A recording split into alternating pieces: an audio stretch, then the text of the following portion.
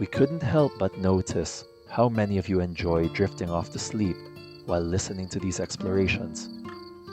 So we've crafted another thoughtful piece designed to gently guide you into a peaceful night's rest.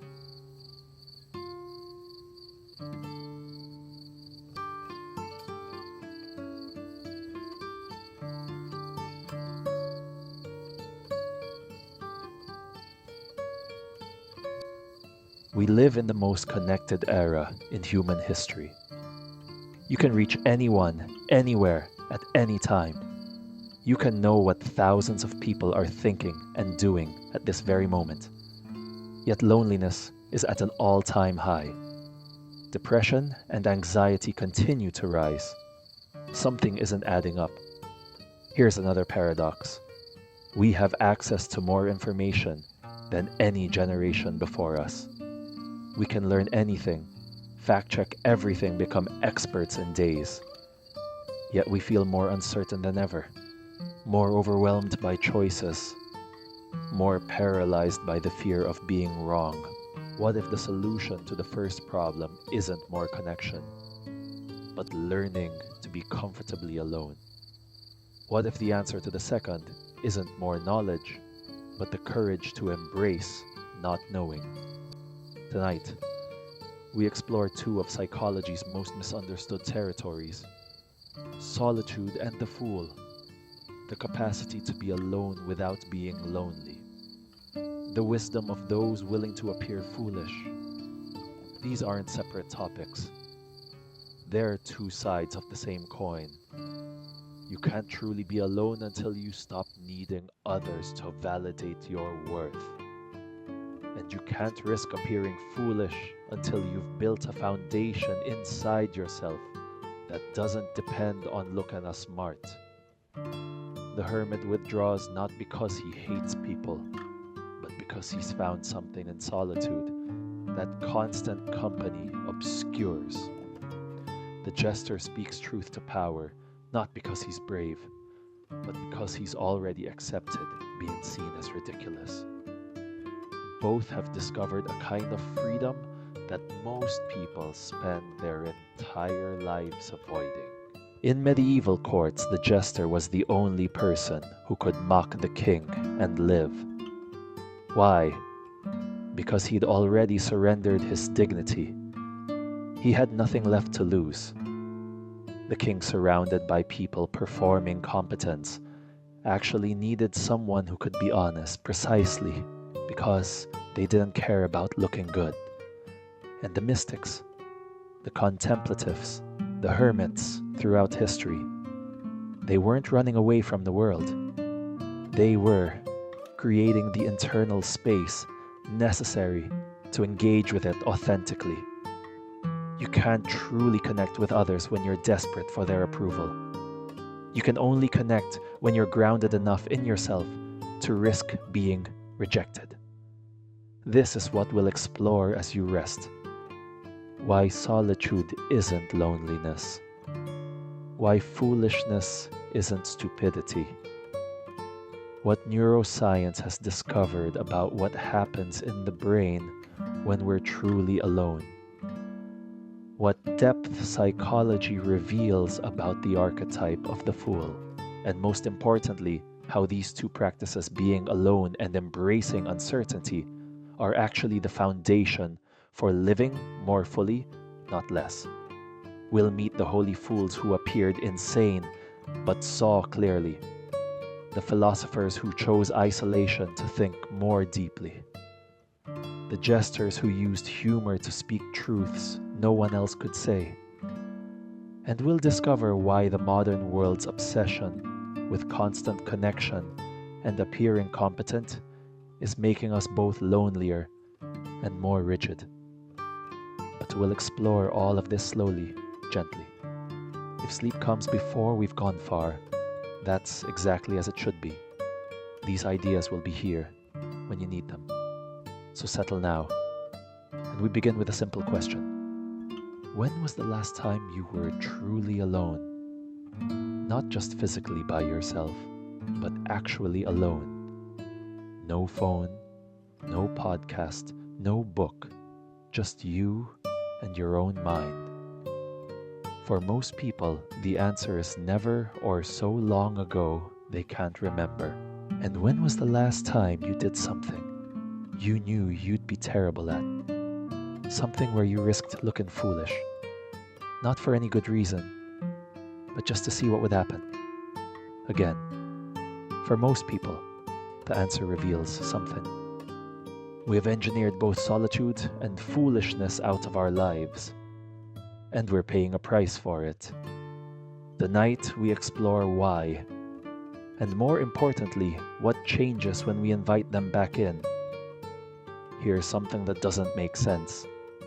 Loneliness is at an all-time high, despite unprecedented connectivity.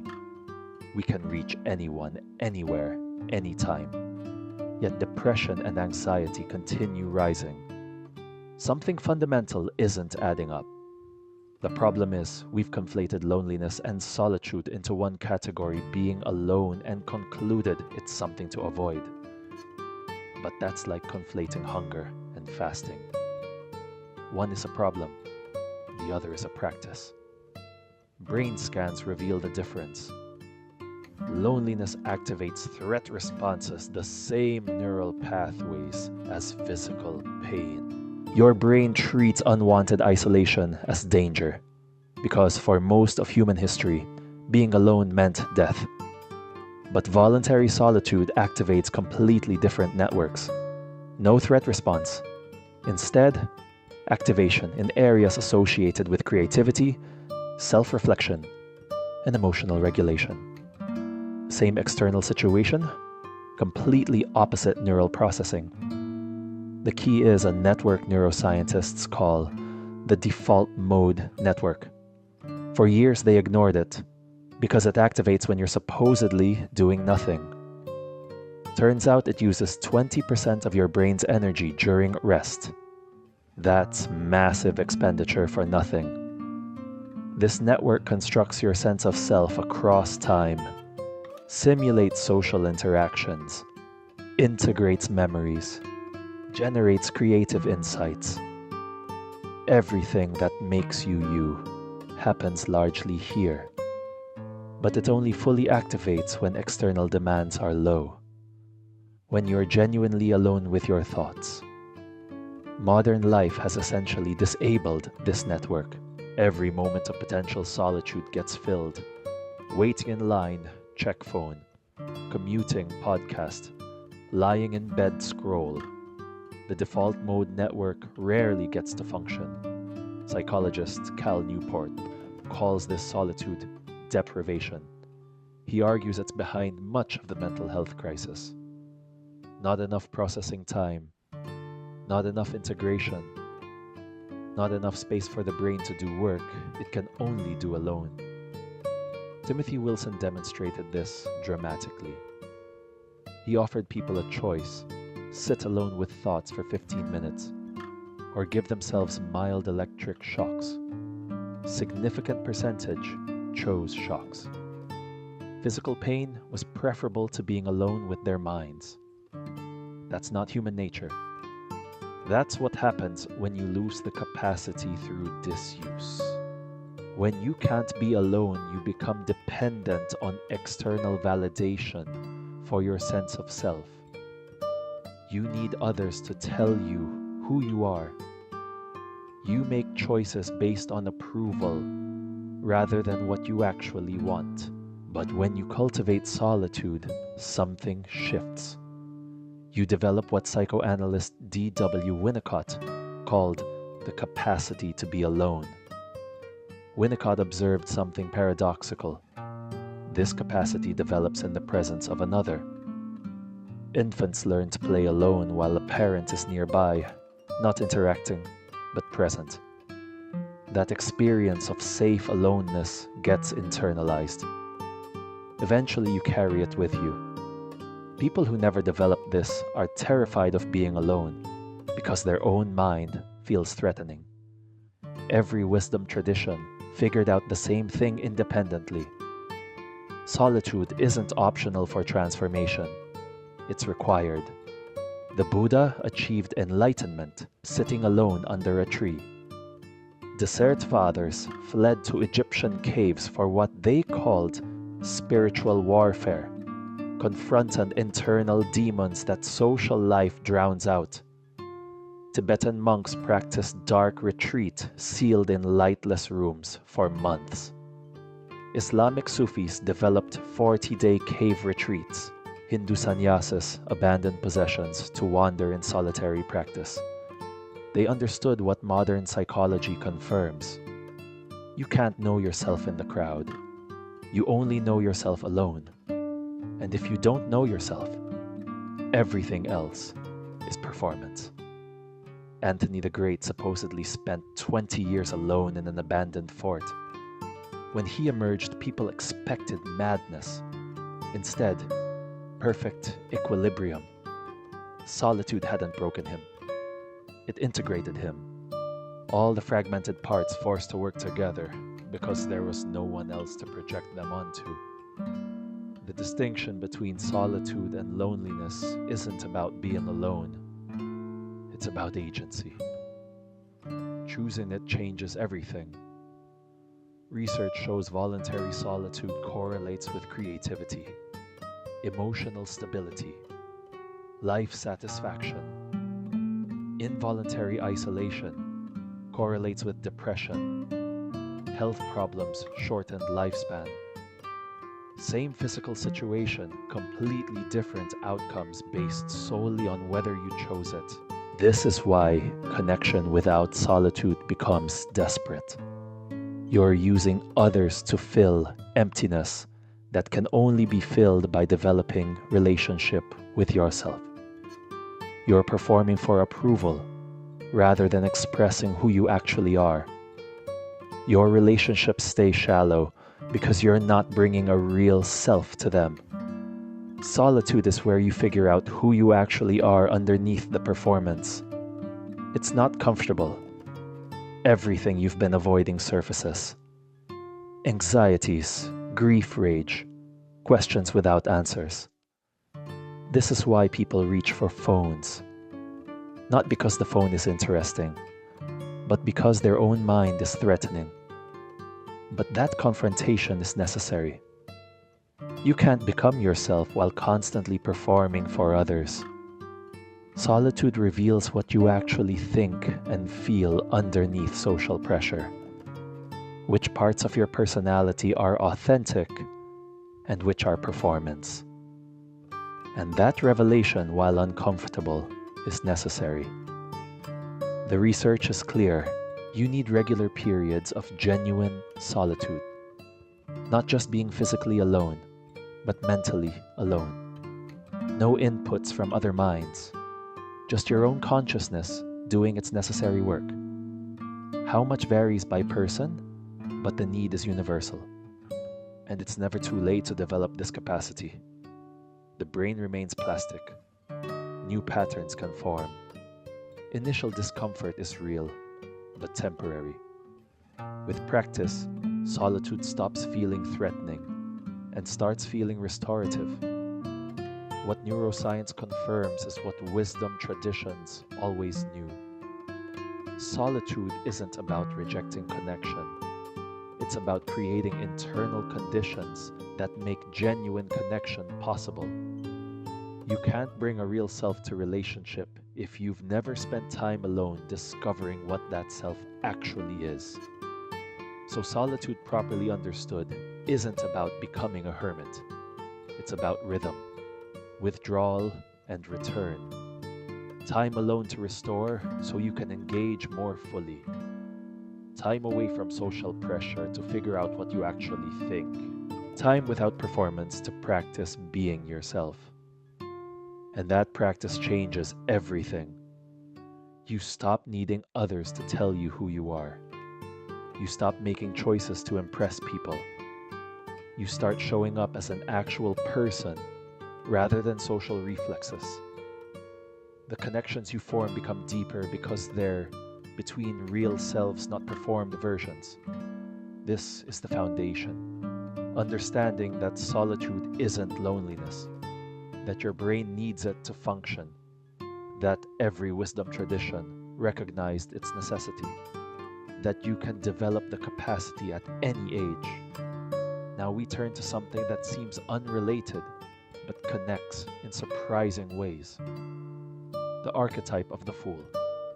In the Theravada tradition, there's a whole lineage called the forest tradition monks, who live in remote forests, meeting only occasionally for formal observances. These forest monks aren't running from society. They're training their minds in an environment where the usual distractions are absent. When you're alone in a forest for months or years, you can't avoid yourself anymore. Every mental pattern becomes visible. Every emotional tendency gets exposed. The Thai forest master Ajahn Chah once said that in solitude, the mind is like a still forest pool. When there's no wind, when there's no disturbance, you can see all the way to the bottom. You can see the fish swimming, the plants growing, everything that the turbulence usually conceals. Solitude creates that stillness. It doesn't eliminate what's in the pool. It just makes it visible.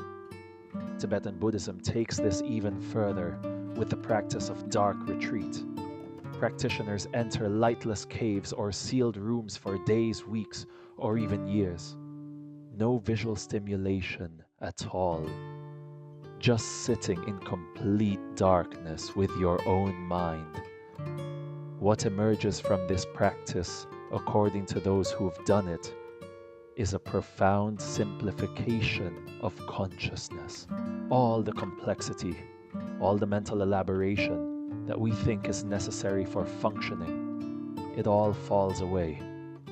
What remains is something more basic, more essential, harder to name.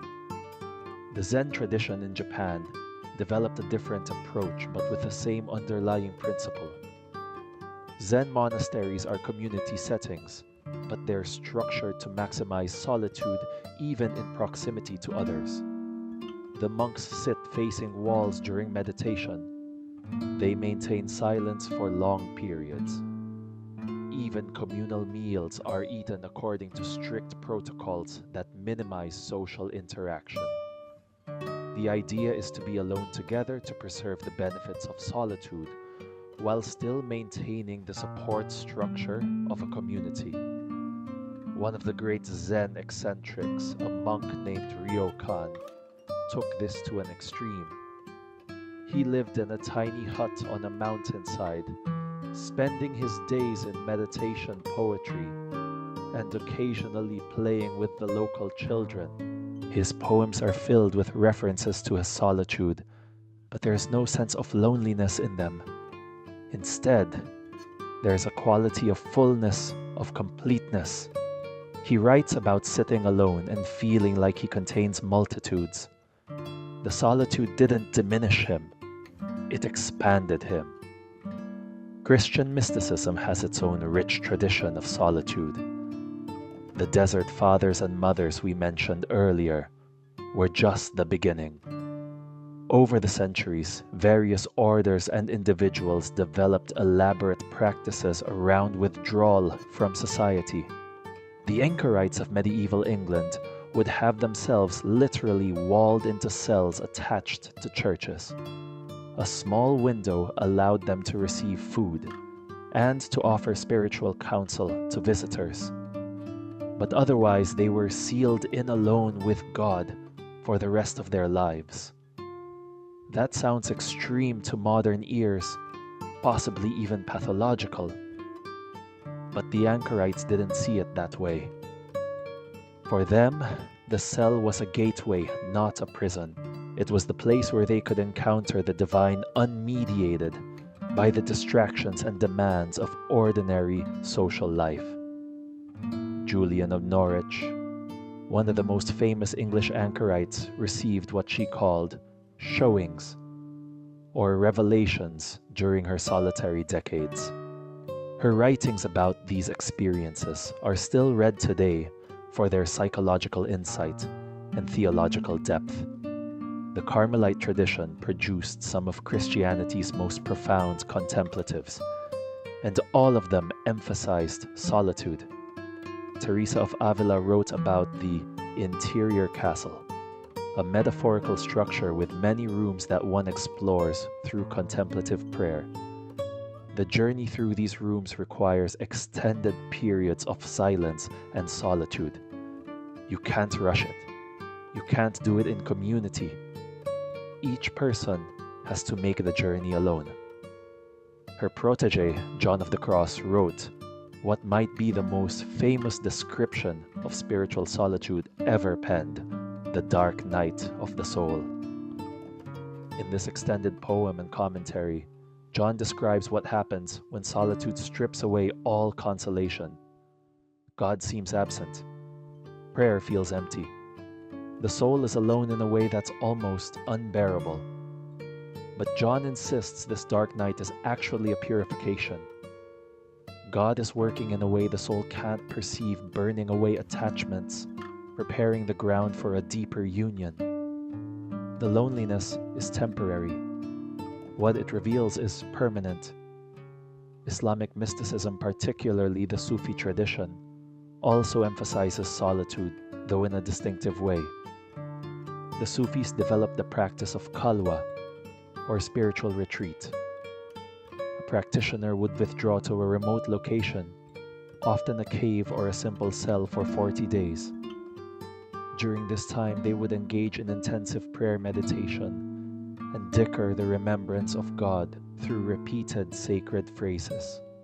But Sufism also produced a fascinating variant called the Malamatiya, or people of blame.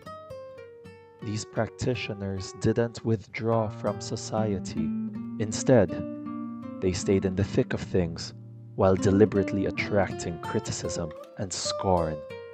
They would dress in ways that invited mockery. They would behave in ways that seemed foolish or improper. The goal was to destroy the ego's need for approval and respect. In a sense, they were creating psychological solitude within social space. They were alone in the sense that mattered most, untouched by others' opinions, while still physically present in community.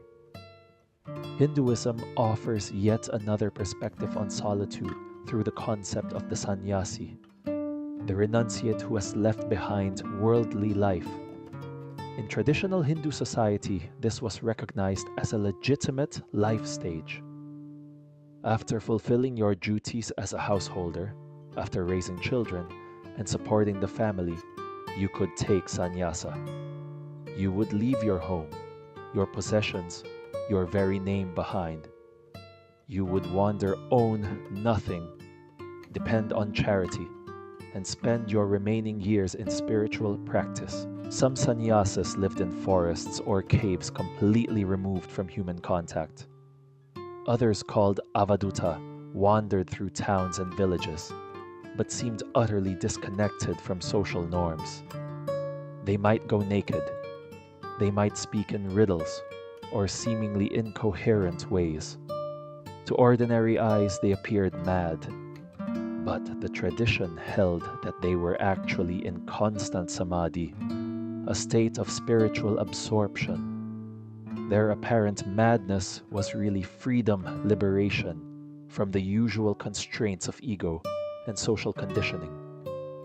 What's striking about all these traditions is the consistency of the insight. Across cultures, across centuries, spiritual practitioners have discovered that solitude is necessary for transformation.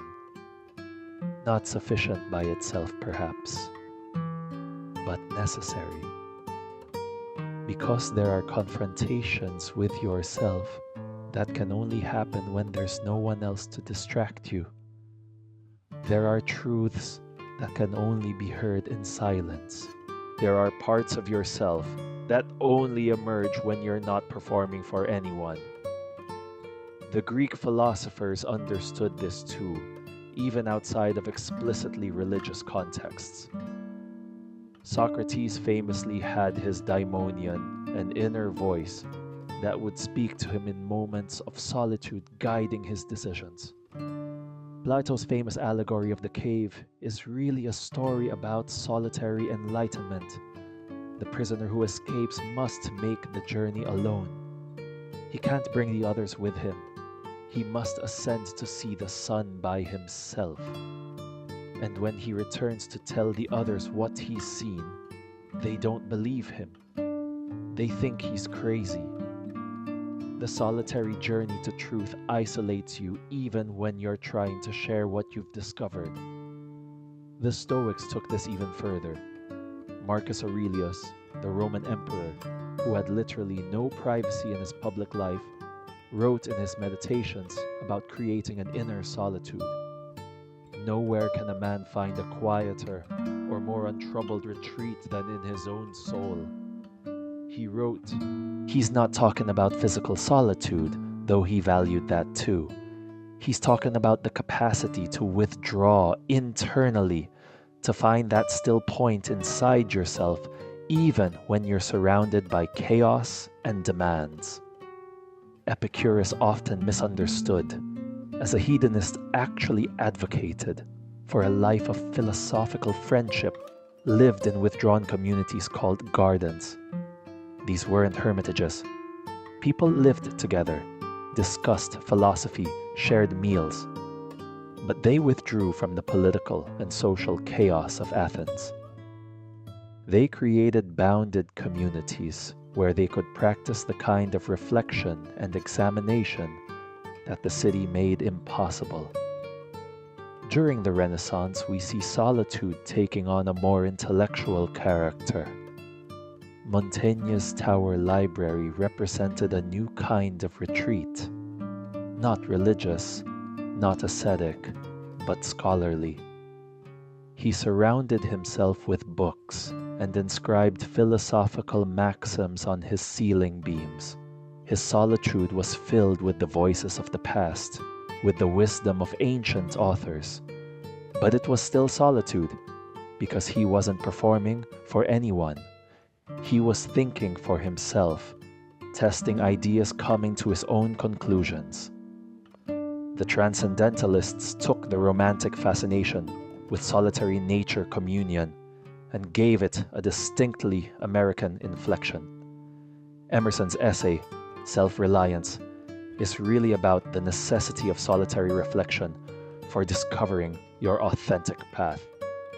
To believe your own thought, he writes, to believe that what is true for you in your private heart is true for all men, that is genius. The private heart, the solitary discovery. That's where truth begins. Thoreau took this literally to Walden Pond. His 2 years in the cabin weren't about rejecting society permanently. They were about creating the conditions for examining life directly unmediated by social convention. I went to the woods because I wished to live deliberately, he writes. To live deliberately means to live with awareness, with choice, with presence. And that requires stepping back from the automatic pilot of social conformity. What all these traditions recognized in their different ways is that society has a homogenizing effect, not because society is bad, but because social interaction inevitably involves conformity pressures. We adapt to the people around us. We code switch performing different versions of ourselves in different contexts. That's normal and healthy, but it can reach a point where we lose touch with what we actually think and feel underneath all the performance. Solitude is the corrective. It's where you stop performing and start being, where you stop responding and start initiating, where you discover what you actually believe, rather than what you think you're supposed to believe. This is why every major transformation in life requires some period of solitude. You have to withdraw from the old patterns, the old relationships, the old ways of being, in order to allow something new to emerge. Now let's look at what modern neuroscience and psychology have discovered about solitude, because the ancient wisdom turns out to be validated by contemporary research in fascinating ways. The brain has two major networks that trade off with each other. There's the task positive network, which activates when you're focused on external tasks, solving a problem, having a conversation, navigating through traffic, anything that requires directed attention to the world outside your head. And then there's the default mode network, which activates when you're not focused on external tasks. When you're daydreaming, remembering, imagining, or simply letting your mind wander. For a long time, scientists thought the default mode network was just the brain idling. They called it the default network because it seemed to be what the brain did by default when it wasn't doing anything important. But research over the past 20 years has completely overturned that assumption. The default mode network turns out to be incredibly active and incredibly important. It's doing crucial work that can only happen when you're not focused on external tasks. What kind of work? Well, the default mode network is responsible for self-referential thinking. It's where you construct your sense of identity across time. It's where you integrate past, present, and future into a coherent narrative about who you are. It's where you understand yourself as a continuous person with a history and a future, not just a collection of disconnected moments. The default mode network is also responsible for theory of mind, your ability to understand that other people have inner lives different from your own. It's where you run simulations of social interactions, imagining what others might be thinking or feeling. It's where you rehearse conversations before they happen and review them after they're done. And perhaps, most importantly, for our purposes, the default mode network is where creative insights emerge. When you're stuck on a problem and you step away from it, stop actively thinking about it, and then suddenly the solution pops into your head. That's the default mode network doing its work. It's making connections between disparate pieces of information, finding patterns that your focused attention missed. But here's the crucial point. The default mode network only fully activates when external stimulation is low. When you're not engaging with screens, not talking to people, not focused on tasks. In other words, when you're in a state of solitude. Not just physical aloneness, but mental solitude. Unstructured time with your own thoughts. Modern life has essentially declared war on the default mode network. We've filled every moment of potential solitude with stimulation. Waiting in line, check your phone, commuting, listen to a podcast, lying in bed at night, scroll through social media. We've engineered out of our lives the very conditions that allow the default mode network to function. The psychologist Cal Newport argues that we're experiencing a society-wide solitude deprivation. He distinguishes between solitude and mere physical aloneness. Solitude, in his definition, is the state of being free from inputs from other minds. You can be physically alone, but not in solitude if you're consuming content created by others. And you can be physically surrounded by people, but in solitude if you're lost in your own thoughts. True solitude, by this definition, is becoming vanishingly rare. And Newport argues that the psychological consequences are severe. Without regular solitude, we lose the ability to process our own experiences. We become dependent on external validation for our sense of worth. We lose access to our own creativity and problem-solving abilities. We become, in a sense, alienated from ourselves. Research by Timothy Wilson and colleagues found something striking. People would rather give themselves electric shocks than sit alone with their thoughts for 15 minutes. That's not a metaphor.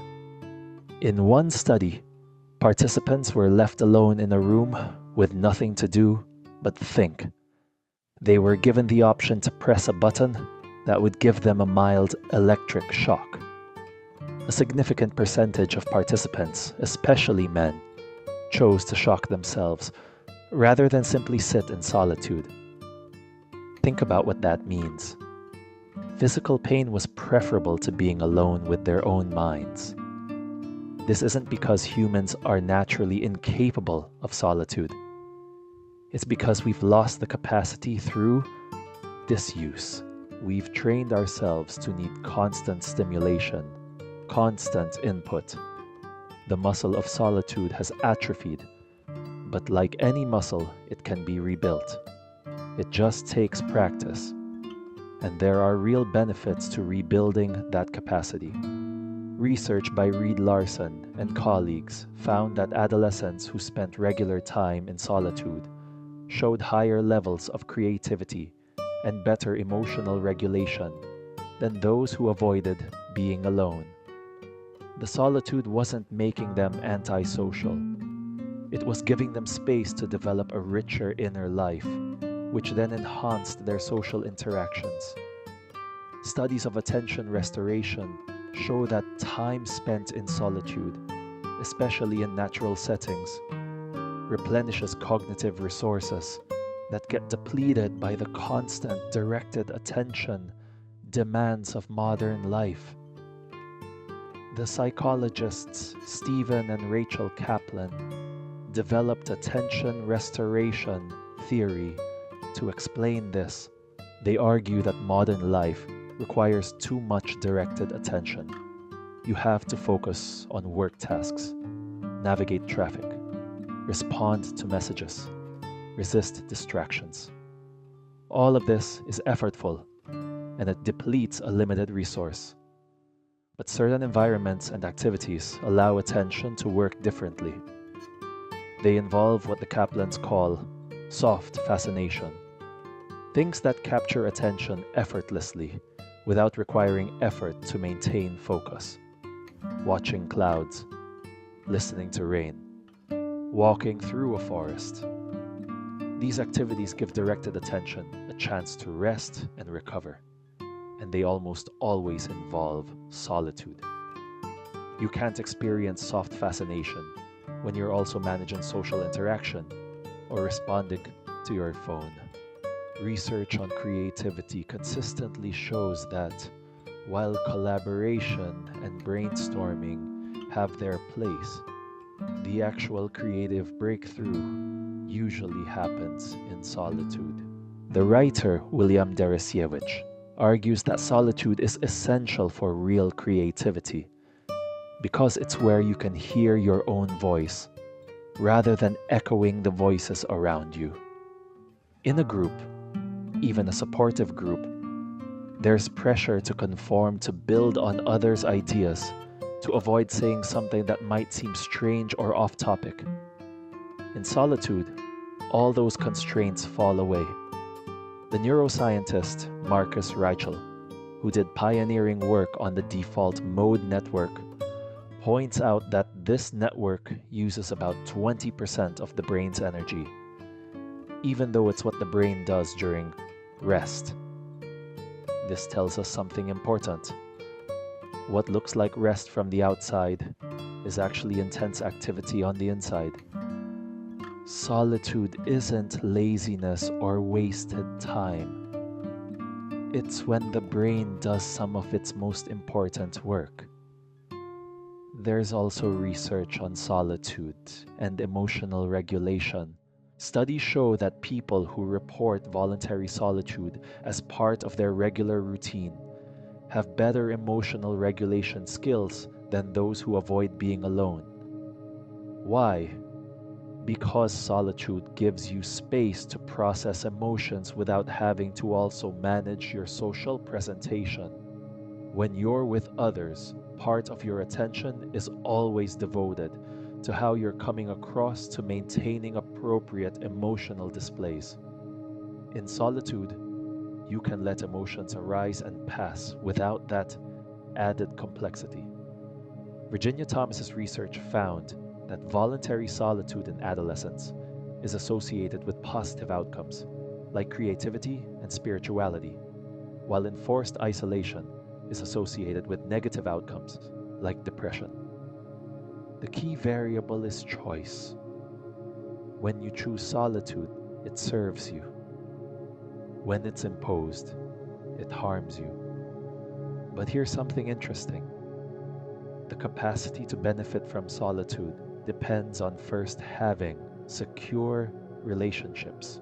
Research in attachment theory shows that people with secure attachment styles are better able to enjoy and benefit from time alone than those with anxious or avoidant attachment. Why? Because secure attachment gives you an internalized sense of connection that you carry with you into solitude. You're alone, but not disconnected. You trust that relationships are there when you return. This explains something that might seem paradoxical. Good relationships enable good solitude, and good solitude enables good relationships. The person who can't be alone often makes poor relationship choices because they're choosing from desperation rather than fullness. And the person who can't connect with others often uses solitude as avoidance rather than restoration. The ideal is what the psychoanalyst D.W. Winnicott called the capacity to be alone. This capacity develops, he argued, through the experience of being alone in the presence of a trusted caregiver. The infant or child plays alone, but the mother or father is nearby, not interacting, but present. This teaches the child that solitude is safe, that they can be absorbed in their own experience without losing connection. Adults need to maintain this capacity throughout life. We need to be able to be absorbed in our own thoughts, our own projects, our own inner worlds, while still maintaining secure connections with others. The balance shifts across the lifespan and across different life circumstances. Sometimes we need more solitude, sometimes we need more connection, but the capacity for both needs to be there. Contemporary research is also revealing that different personality types need different amounts of solitude. Introverts who find social interaction more depleting and solitary activity more restorative need more regular solitude than extroverts. But even extroverts need some solitude. It's not about dividing people into two camps. It's about recognizing that we all need both connection and solitude, just in different proportions. Susan Cain's research on introverts has done a lot to rehabilitate solitude in a culture that tends to valorize constant social engagement. She points out that many of history's most creative and productive people were introverts who valued solitude: Einstein, Newton, Darwin, Dr. Seuss, Steve Wozniak. Their solitude wasn't a liability to be overcome. It was an asset that enabled their work. But even for extroverts, solitude serves crucial functions. It's where you integrate all the social input you've been receiving. It's where you process your experiences. It's where you figure out what you actually think about everything that's been happening. Without that processing time, you become reactive rather than reflective, swept along by events rather than choosing your responses. The research is clear: solitude is necessary for human flourishing. Not constant solitude, not withdrawal from society, but regular chosen periods of being alone with your own thoughts. The specific amount varies by person and circumstance, but the need is universal. Now let's make what might seem like an abrupt turn. We've been talking about solitude, about withdrawal, about the interior life. Now we're going to talk about fools, jesters, clowns, and tricksters. But as we'll see, these topics are more connected than they first appear. The figure of the fool appears in nearly every culture throughout history. The specific details vary, but certain patterns repeat. The fool is someone who breaks rules, who doesn't fit into normal social categories, who speaks uncomfortable truths, and who somehow gets away with it. The fool is both revered and ridiculed, both powerful and powerless, both wise and ignorant. Let's start in medieval Europe with the court jester. The jester occupied a unique position in the social hierarchy. They weren't nobility, but they weren't exactly servants either. They had access to the king that most nobles didn't have. They could say things to the monarch that would get anyone else executed. They wore motley a costume of mismatched patches that marked them as fools, and they carried a scepter called a bauble, often carved to look like a miniature jester's head. The jester's power came from their powerlessness. Because they were officially fools, because everyone knew they were crazy, they couldn't be held fully responsible for what they said. If a jester mocked the king well, that's just what jesters do. But if a nobleman mocked the king, that was treason. The fool's mask created a space where truth could be spoken without the usual consequences. Some jesters were natural fools, people we might today call intellectually disabled, who were kept at court for entertainment. That sounds cruel to modern ears, and in many cases, it probably was. But there's also evidence that some natural fools were valued for a kind of wisdom that came from their inability to dissemble. They couldn't play the social games that everyone else played. They responded with unfiltered honesty. In a court full of calculated politeness and strategic flattery, that honesty was sometimes exactly what the king needed to hear. Other jesters were professional fools, highly intelligent performers who carefully constructed their foolishness. These were often some of the smartest people in the kingdom. They needed to be. They had to understand the political situation better than anyone else in order to know how far they could push what truths needed to be spoken, and how to package those truths in humor so they could be heard.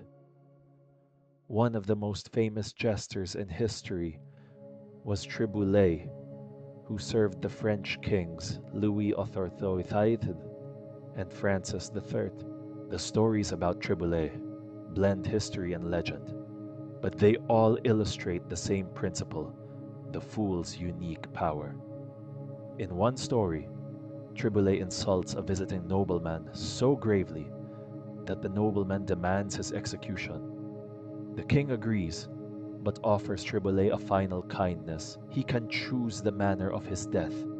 Triboulet chooses to die of old age. The king has to laugh and spare him. Whether that story is literally true doesn't matter. What matters is what it reveals about the fool's function. Triboulet couldn't be killed for an insult because killing the fool would mean taking him seriously, which would defeat the whole purpose of having a fool. The fool exists in a zone outside normal social rules. That's what makes them useful. In Poland, there was a famous jester named Stanczyk. who served in the 15th and 16th centuries. Paintings of Stanchik show him alone at parties looking somber while everyone else celebrates. The paintings capture something profound about the fool. Sometimes the one who seems most foolish is actually the only one who understands what's really happening. While the Polish court celebrated minor victories, Stanchik alone understood that the kingdom was losing its eastern territories. His foolishness was really wisdom. Everyone else's seriousness was really folly. Shakespeare understood the fool better than perhaps any other writer in history. His plays are full of fools, and they're almost always the most insightful characters on stage. Think of the fool in King Lear. Lear has just divided his kingdom based on his daughter's flattery, banishing the one daughter who actually loved him, and two loyal advisors who tried to tell him the truth. Everyone around Lear is enabling his self-destruction because contradicting the king is dangerous. Enter the fool. From his first appearance, he's mocking Lear, pointing out his errors, predicting disaster. And because he's the fool, Lear tolerates it. He doesn't like it. At one point, he threatens to have the fool whipped, but he listens. The fool is the only one who can reach him because the fool is the only one not playing the game of courtly deference. Shakespeare's fools typically speak in riddles, songs, and jokes. They rarely make direct statements, but the riddles always have answers, and the answers are always uncomfortable truths. The fool in Lear says, "Truth's a dog that must to kennel. He must be whipped out when Lady the Brach may stand by the fire and stink." Translation: Truth is treated like a dangerous animal, while lies are given places of honor. That's the kind of observation that could get someone killed. But the fool can say it because, well, he's a fool. What's remarkable is that Shakespeare's fools often disappear from the play once the protagonist gains insight. In Lear, the fool stops appearing once Lear starts to see clearly. It's as if the fool was an externalized part of Lear's own consciousness, the part that could see truth, but couldn't be heard through all the king's pride and delusion. Once Lear's pride is shattered, once he's mad and wandering the heath, the fool is no longer needed. Lear has become his own fool. Outside of Europe, we find remarkably similar figures. In Islamic tradition, there's Nasreddin Hoja, a figure who appears in stories throughout the Middle East and Central Asia. Nasreddin is a wise fool who teaches through absurd actions and paradoxical statements. In one famous story, he's seen searching for something under a street lamp. When asked what he's looking for, he says his keys. When asked where he lost them, he points to a dark alley across the street. "Then why are you looking here?" "Because the light is better here." The story is funny, but it's also profound. It's a commentary on how we look for solutions in convenient places rather than where the actual problem is. In the Sufi tradition, there's a whole category of spiritual practitioners called Malamatiya, the people of blame. These seekers deliberately attracted criticism and scorn. They would dress inappropriately, behave strangely, do things that violated social norms. Why? To destroy the ego's attachment to reputation and social approval. They were fools by choice, using foolishness as a spiritual practice. The Russian Orthodox tradition has its Eurodivi, or holy fools. These were people who gave up all worldly goods, often went naked, or nearly naked, and behaved in ways that seemed insane. They would interrupt church services with strange laughter. They would refuse shelter in winter. They would speak in riddles and prophecies, but they were revered, not scorned. People believed they had special access to divine truth precisely because they had abandoned all the usual ways of seeking approval and maintaining status. One famous Eurodivi was Basil the Blessed, who lived in 16th century Moscow. Stories tell of him rebuking Tsar Ivan the Terrible to his face, pointing out the Tsar's cruelty and injustice. Ivan, who executed anyone who crossed him, not only spared Basil, but respected him. When Basil died, Ivan himself helped carry the coffin. The holy fool had a power that ordinary citizens and even nobles lacked the power to speak truth without fear. In Hindu tradition, there's the figure of the Avadhuta, the one who has cast off all worldly attachments. Avadhutas often appear insane. They might go naked, they might eat garbage, or behave in ways that violate caste norms. But the tradition holds that they're actually in constant samadhi, absorbed in divine consciousness. Their apparent madness is really the highest wisdom. They've transcended the social games that constrain everyone else. Native American traditions have sacred clowns figures who do everything backwards. The Lakota Heyoka is perhaps the best known. Heyokas do the opposite of what's expected. They say goodbye when arriving and hello when leaving. They sit backwards on their horses. During ceremonies, they perform sacred acts in reverse. This isn't random nonsense. It's a deliberate inversion that reveals how much of what we consider normal is actually arbitrary convention. What connects all these figures across cultures and centuries is this: they stand outside the usual social structure in order to comment on it. The fool sees what others miss because they are not invested in maintaining the status quo. They have nothing to lose, so they have everything to say. But there's something else that connects many of these figures: solitude. The court jester, despite being in the court, is ultimately alone. They can't have normal friendships or normal relationships. Their role isolates them. The holy fool lives outside normal social structures. The Avadhuta wanders alone. The Heyoka stands apart from the tribe, even while serving the tribe. There's a deep relationship between solitude and foolishness. The person who has spent time in solitude, who has developed a rich inner life independent of social validation, is the person who can afford to appear foolish. They're not dependent on approval.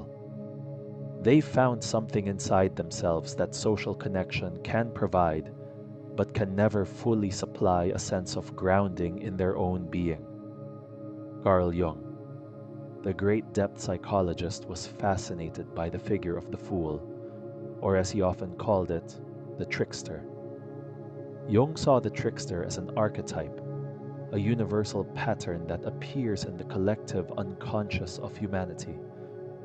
The trickster shows up in myths and fairy tales across all cultures, and Jung argued that's because the trickster represents something essential about the human psyche. What does the trickster represent? In Jung's view, the trickster is the shadow of the culture hero. While the hero is noble, virtuous, and successful, the trickster is base, amoral, and often fails spectacularly. But the trickster has something the hero often lacks: flexibility. The hero follows the rules. The trickster breaks them. The hero maintains order.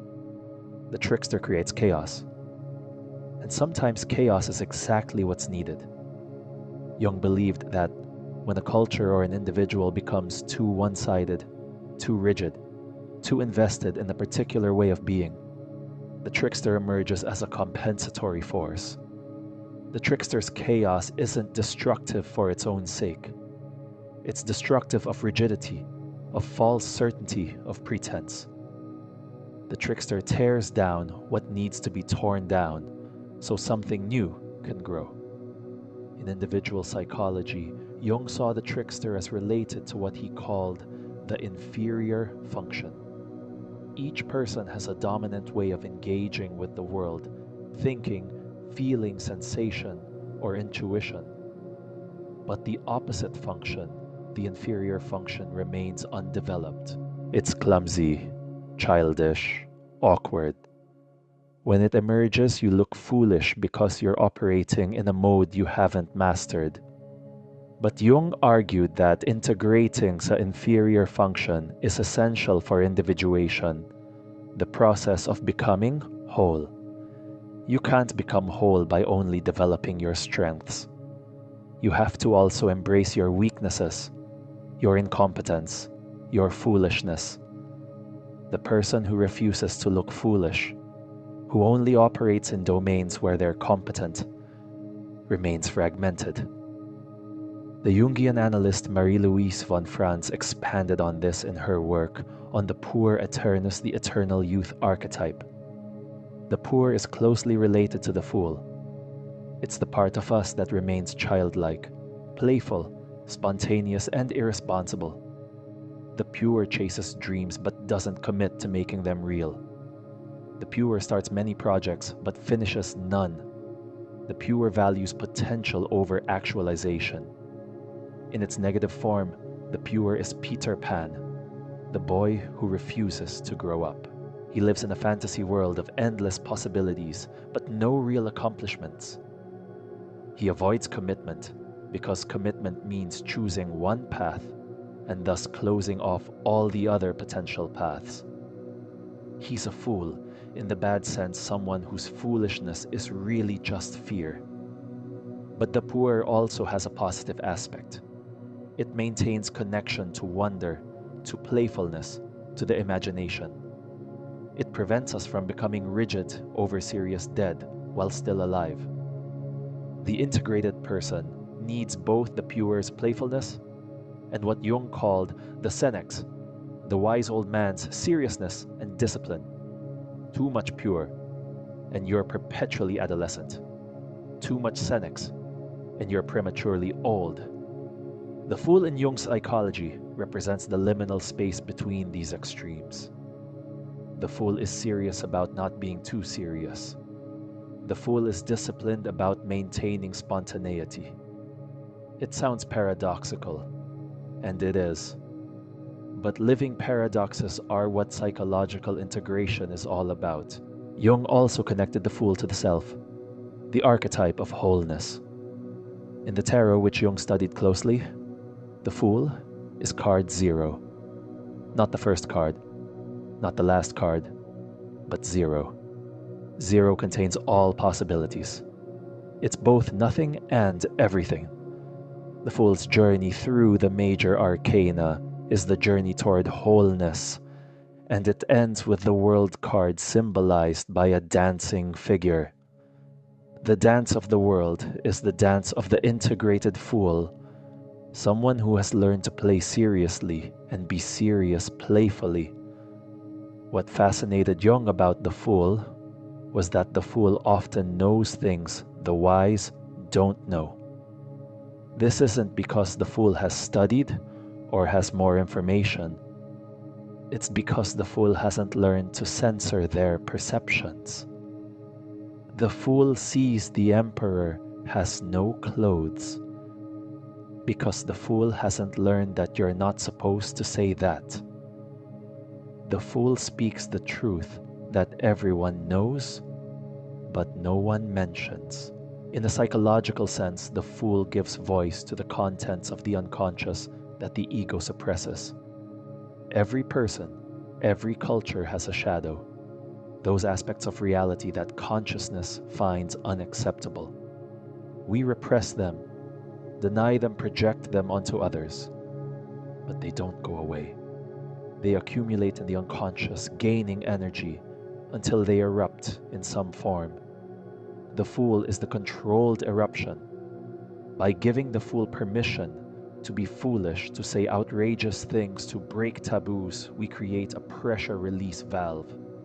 The shadow material gets expressed in a contained way, rather than exploding destructively.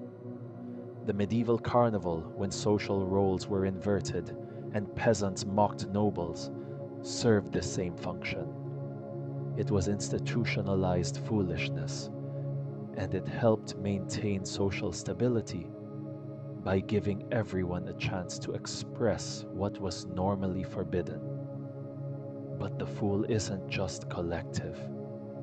Each individual needs their inner fool. You need the part of you that can laugh at your pretensions, that can question your certainties, that can try things badly just to see what happens. Without the inner fool, you become rigid, defended, trapped in roles you didn't consciously choose. Developing a relationship with your inner fool requires, oddly enough, solitude, because your fool can't emerge when you're being watched, when you're being judged, when you're worried about looking competent. Your fool needs privacy.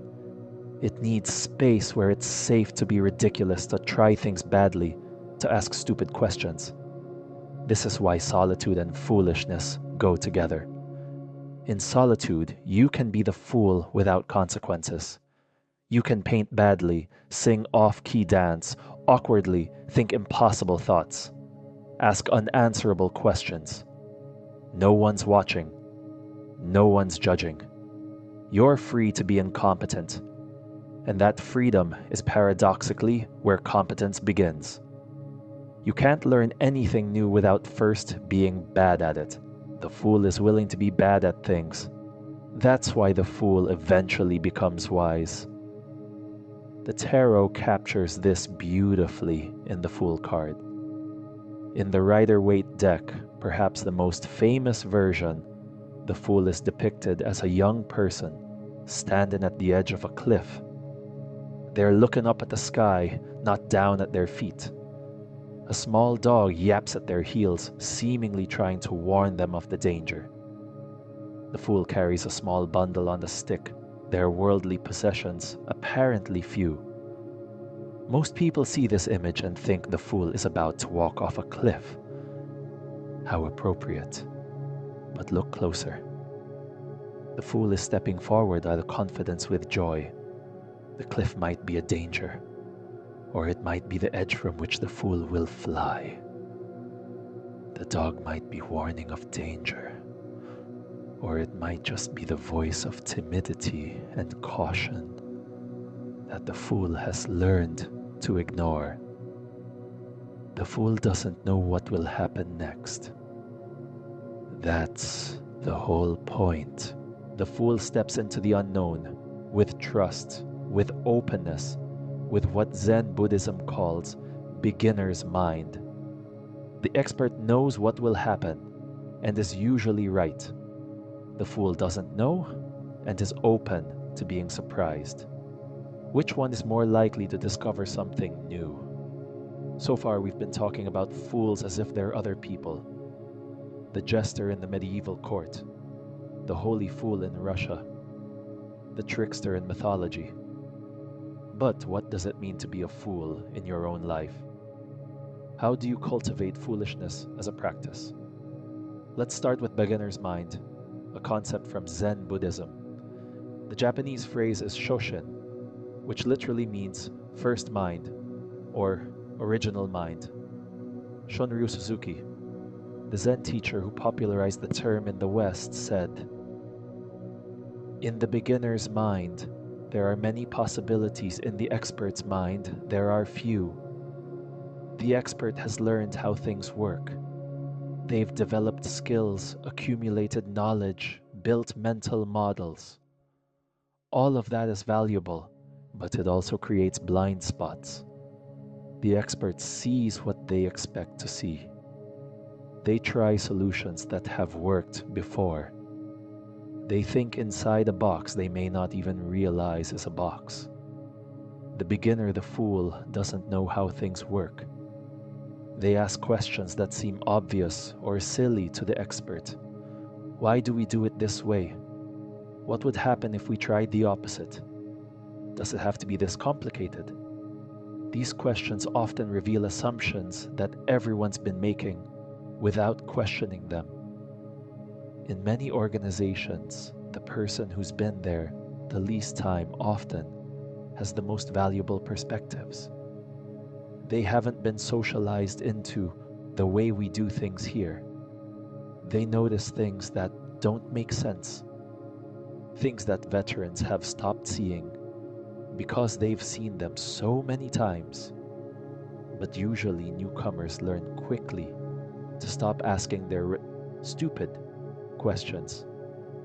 They learn what the organization considers legitimate inquiry and what it considers foolish. What if you could maintain beginner's mind even after you become an expert? What if you could hold both simultaneously, expertise in how things work and openness to the possibility that they could work differently? That's the practice of the wise fool. It requires deliberately putting yourself in situations where you're incompetent, taking up a new hobby where you're terrible, asking questions in areas where you're not the expert, being willing to say, I don't know, or I don't understand, without shame. These are small acts of chosen foolishness, and they keep your mind flexible. There's a practice in some Buddhist traditions where accomplished teachers periodically take on the role of student again. They'll sit in on teachings by other teachers, even teachers who are less experienced. They'll ask questions, admit confusion, let themselves be in the position of not knowing. This isn't false humility. It's a recognition that expertise can become a trap, and that you need to deliberately cultivate not knowing to balance your knowing. In the creative arts, there's a concept called the rough draft or the sketch. You produce something quickly without worrying about quality. The rough draft is allowed to be bad. It's supposed to be bad. Its purpose isn't to be good. Its purpose is to exist, to get ideas out of your head and into a form where you can work with them. But many people struggle with this. They can't start writing until they know what they want to say. They can't start drawing until they can picture the finished product. They can't begin because they're afraid of the rough draft being rough. They've lost access to their inner fool, the part that's willing to make a mess. Anne Lamott, in her famous essay about writing, talks about shitty first drafts.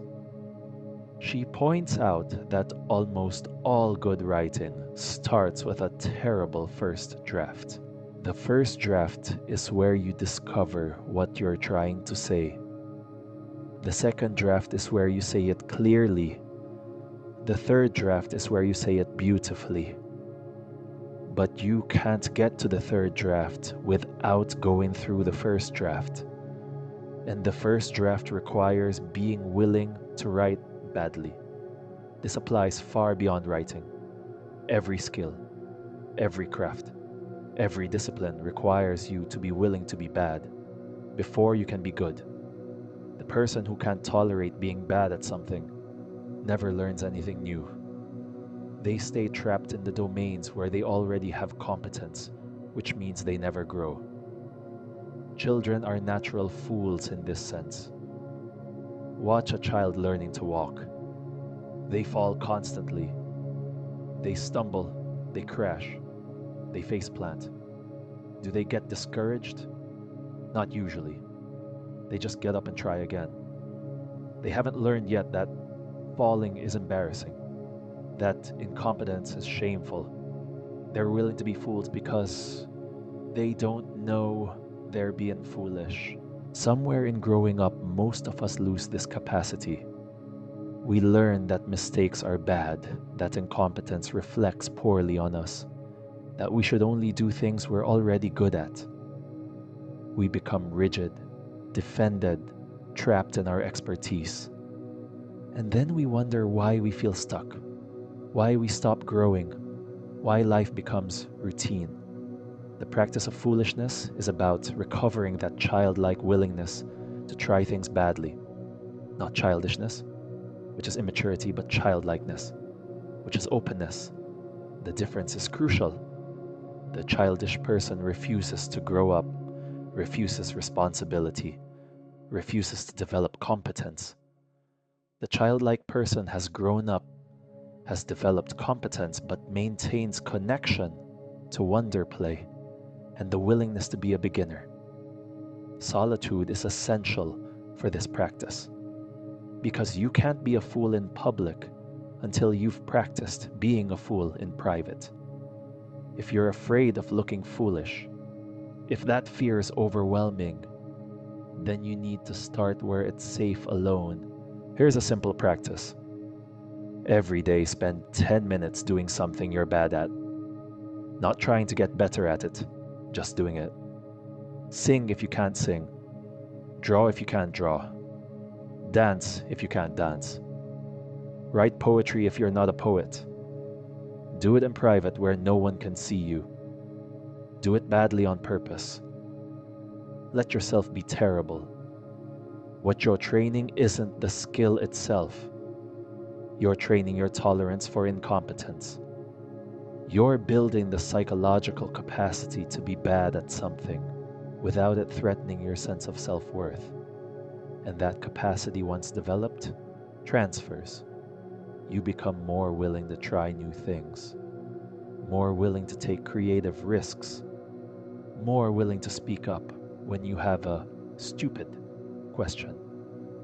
Another practice, adopt a fool for a day. Choose one day a week where you deliberately cultivate beginner's mind. Ask questions you think you know the answers to. Try doing familiar tasks in unfamiliar ways. Break your routines. Be curious about things you've seen 1,000 times before. What would it be like to experience this for the first time? The Zen tradition has a practice called not knowing mind. You approach each moment, even familiar moments, as if you've never encountered them before. You don't assume you know what will happen. You don't rely on your accumulated knowledge to tell you what things mean. You let reality surprise you. This doesn't mean you pretend to be ignorant or that you discard your genuine knowledge. It means you hold your knowledge lightly, tentatively open to revision.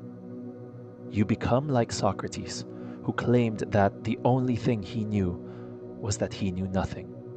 Not literally nothing, of course. Socrates was incredibly knowledgeable, but he knew that his knowledge was limited, partial, probably wrong in ways he couldn't perceive.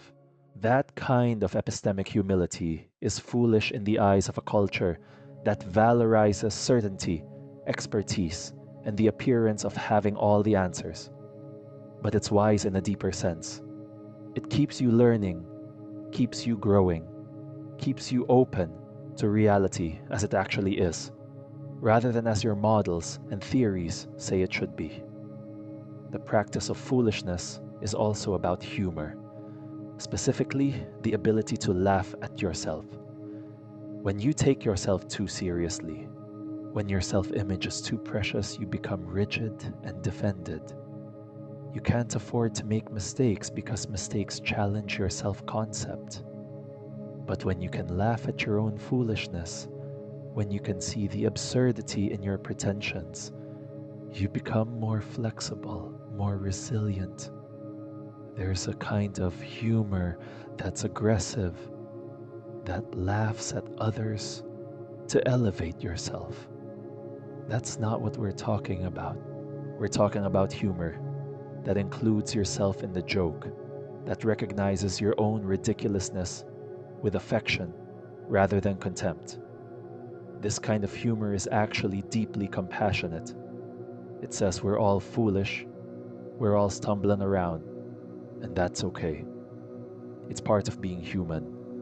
The holy fools of various traditions often used humor as their primary teaching tool. They would do absurd things that made people laugh, and in the laughter, something would shift. Laughter breaks tension, it creates space. It loosens the grip of whatever we're taking too seriously. The fool's humor isn't escape or distraction. It's a kind of wisdom that knows that everything serious is also ridiculous, and everything ridiculous is also serious. In your own life, cultivating this kind of humor means catching yourself in moments of pretense and choosing to laugh rather than defend. It means exaggerating your foolishness sometimes to take the sting out of it. It means telling stories about your failures with the same enthusiasm you tell stories about your successes. Not because failure doesn't matter, but because it matters in a different way than we usually think.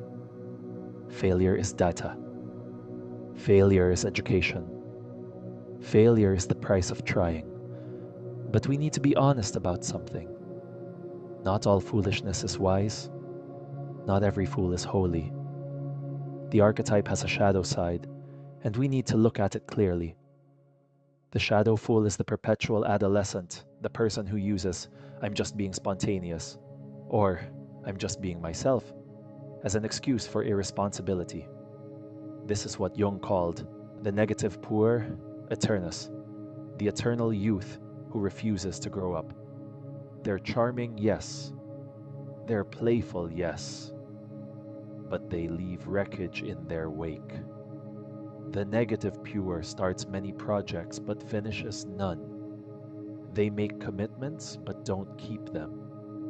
They're full of potential but never manifest anything real.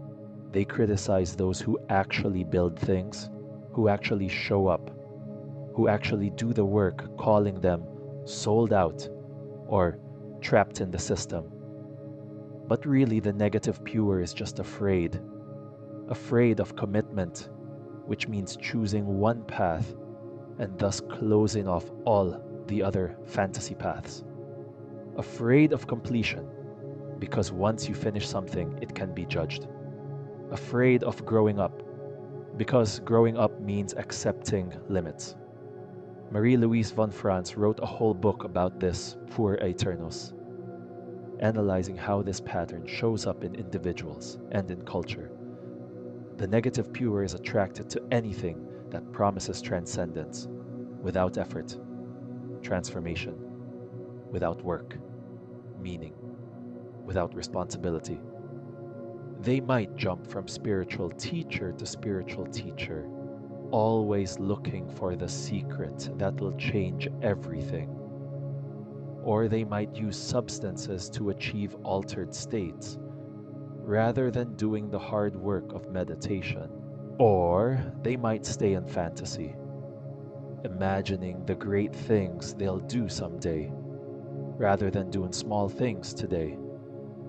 The tragedy of the negative puer is that they're actually running from the very thing they claim to seek. They say they want freedom, but they're trapped in their pattern.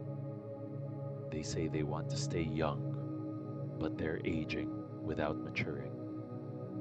They say they want to keep all possibilities open, but they're foreclosing the possibility of depth of mastery, of seeing anything through. The integrated fool is different. The integrated fool has the pure spontaneity, but also the Senex's discipline. They play, but they also work. They dream, but they also build. They maintain beginner's mind, but they also develop expertise. They're willing to look foolish, but they're not actually foolish. They're willing to commit to complete, to show up day after day. Another shadow aspect of the fool is the trickster who becomes manipulator. Remember, the trickster breaks rules and deceives others. In mythology and fairy tales, that's often in service of a larger good. The trickster outwits the tyrant or steals fire from the gods to give to humanity. But in real life, not every rule breaker is a hero. Sometimes the trickster is just a con artist using their charm and wit to take advantage of others. The manipulator uses humor and apparent foolishness as a smokescreen. They say hurtful things and then claim, "I was just joking," when called on it. They violate boundaries and then act like you're uptight for having boundaries. They use the fool's license, the permission to be outrageous, but they're not actually innocent. They know exactly what they're doing. This is why discernment is important. Not everyone who presents as a fool is a holy fool. Some are just fools in the ordinary sense, unwise, harmful, toxic. And some are deliberately using the appearance of foolishness to get away with things that wouldn't be tolerated otherwise. How do you tell the difference? Look at the effects. The holy fool disrupts, yes, but the disruption serves growth, awakening truth. The toxic fool disrupts and leaves chaos, harm, and confusion. The holy fool makes you uncomfortable, but ultimately freer. The toxic fool makes you confused about what's real and what's manipulation. Another shadow aspect is what we might call spiritual bypassing through foolishness. This is when someone uses the language of spontaneity, playfulness, and not knowing to avoid dealing with real responsibilities, real relationships, real problems. "I'm just going with the flow" can be wisdom, or it can be avoidance. "I don't want to be trapped by conventions" can be freedom, or it can be an excuse for not showing up. The integrated fool doesn't use foolishness to escape life. They use it to engage life more fully. They're willing to be foolish in the service of something larger than their ego. They're not attached to looking smart, but they are committed to being helpful, being present, being real. There's also the shadow of isolation disguised as solitude. Not everyone who withdraws from society is on a spiritual quest. Sometimes people withdraw because they're afraid, because they're hurt, because they've given up on connection. They might use the language of solitude, might even believe they're choosing it, but really, they're hiding. How do you tell the difference? Healthy solitude is restorative. You go into it depleted and come out refreshed. You go in confused and come out with clarity. You go in fragmented and come out more integrated. And crucially, healthy solitude enables you to return to engagement with more, to offer more capacity, more presence. Unhealthy isolation does the opposite.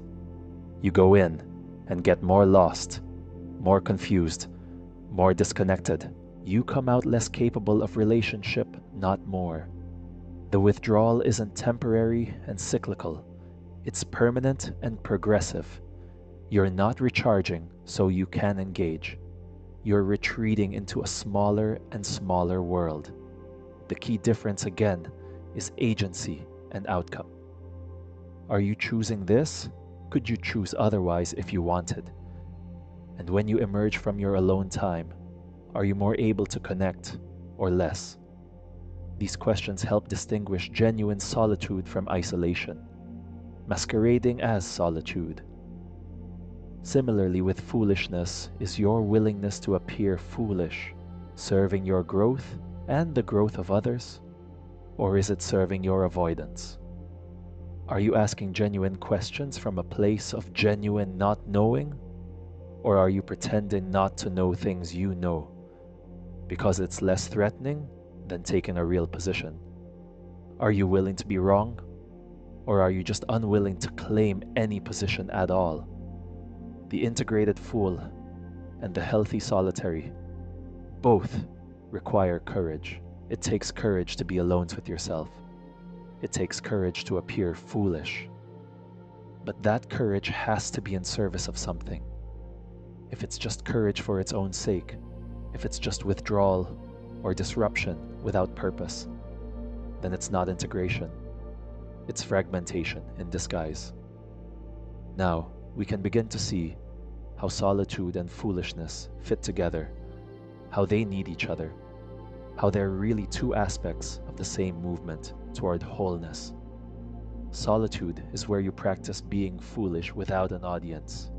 It's where you can try things badly, ask stupid questions, explore ideas that might be wrong, all without the fear of judgment.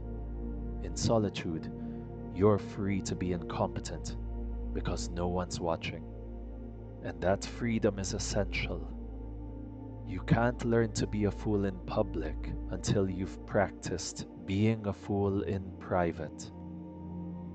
Think about learning any new skill. When you first start, you're terrible at it. If you have to perform immediately in front of others, the pressure makes learning almost impossible.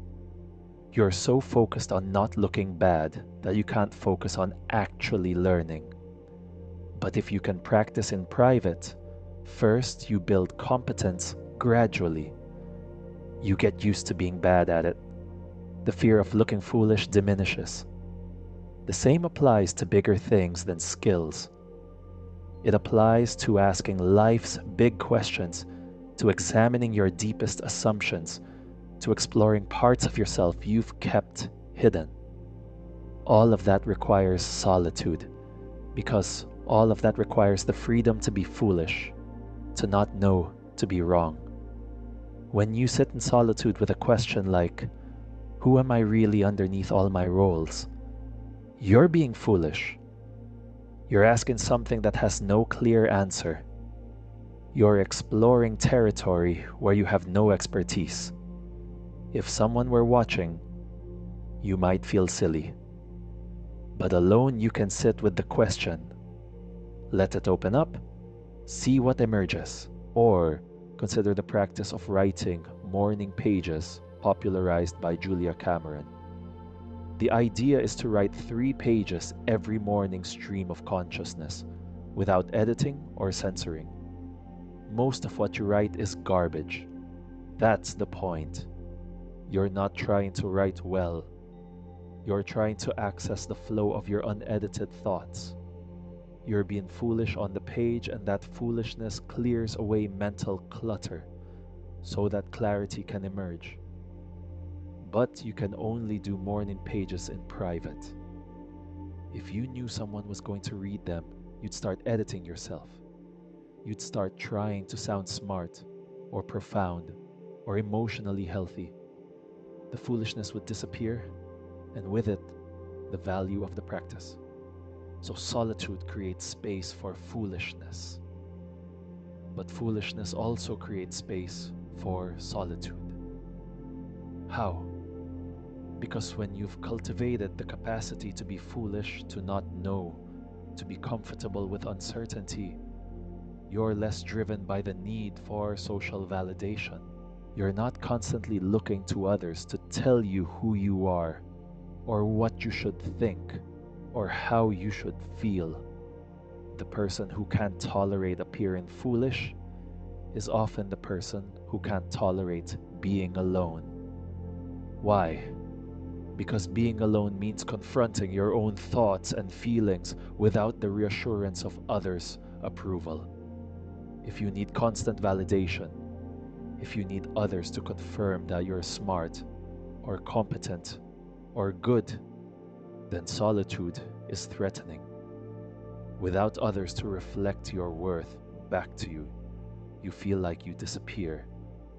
But the person who has integrated their inner fool, who knows they're foolish and is okay with it, doesn't need that constant validation.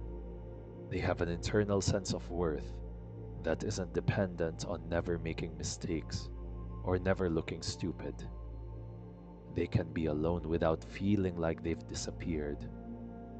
There's a beautiful circularity here. Solitude enables foolishness, and foolishness enables solitude. As you develop capacity for one, you develop capacity for the other. They reinforce each other in an upward spiral toward greater integration. Let me give you a concrete example. Imagine someone who wants to learn to paint but has never painted before.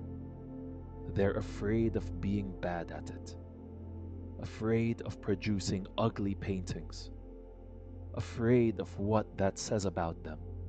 This fear keeps them from starting. Now imagine they begin a practice of solitude.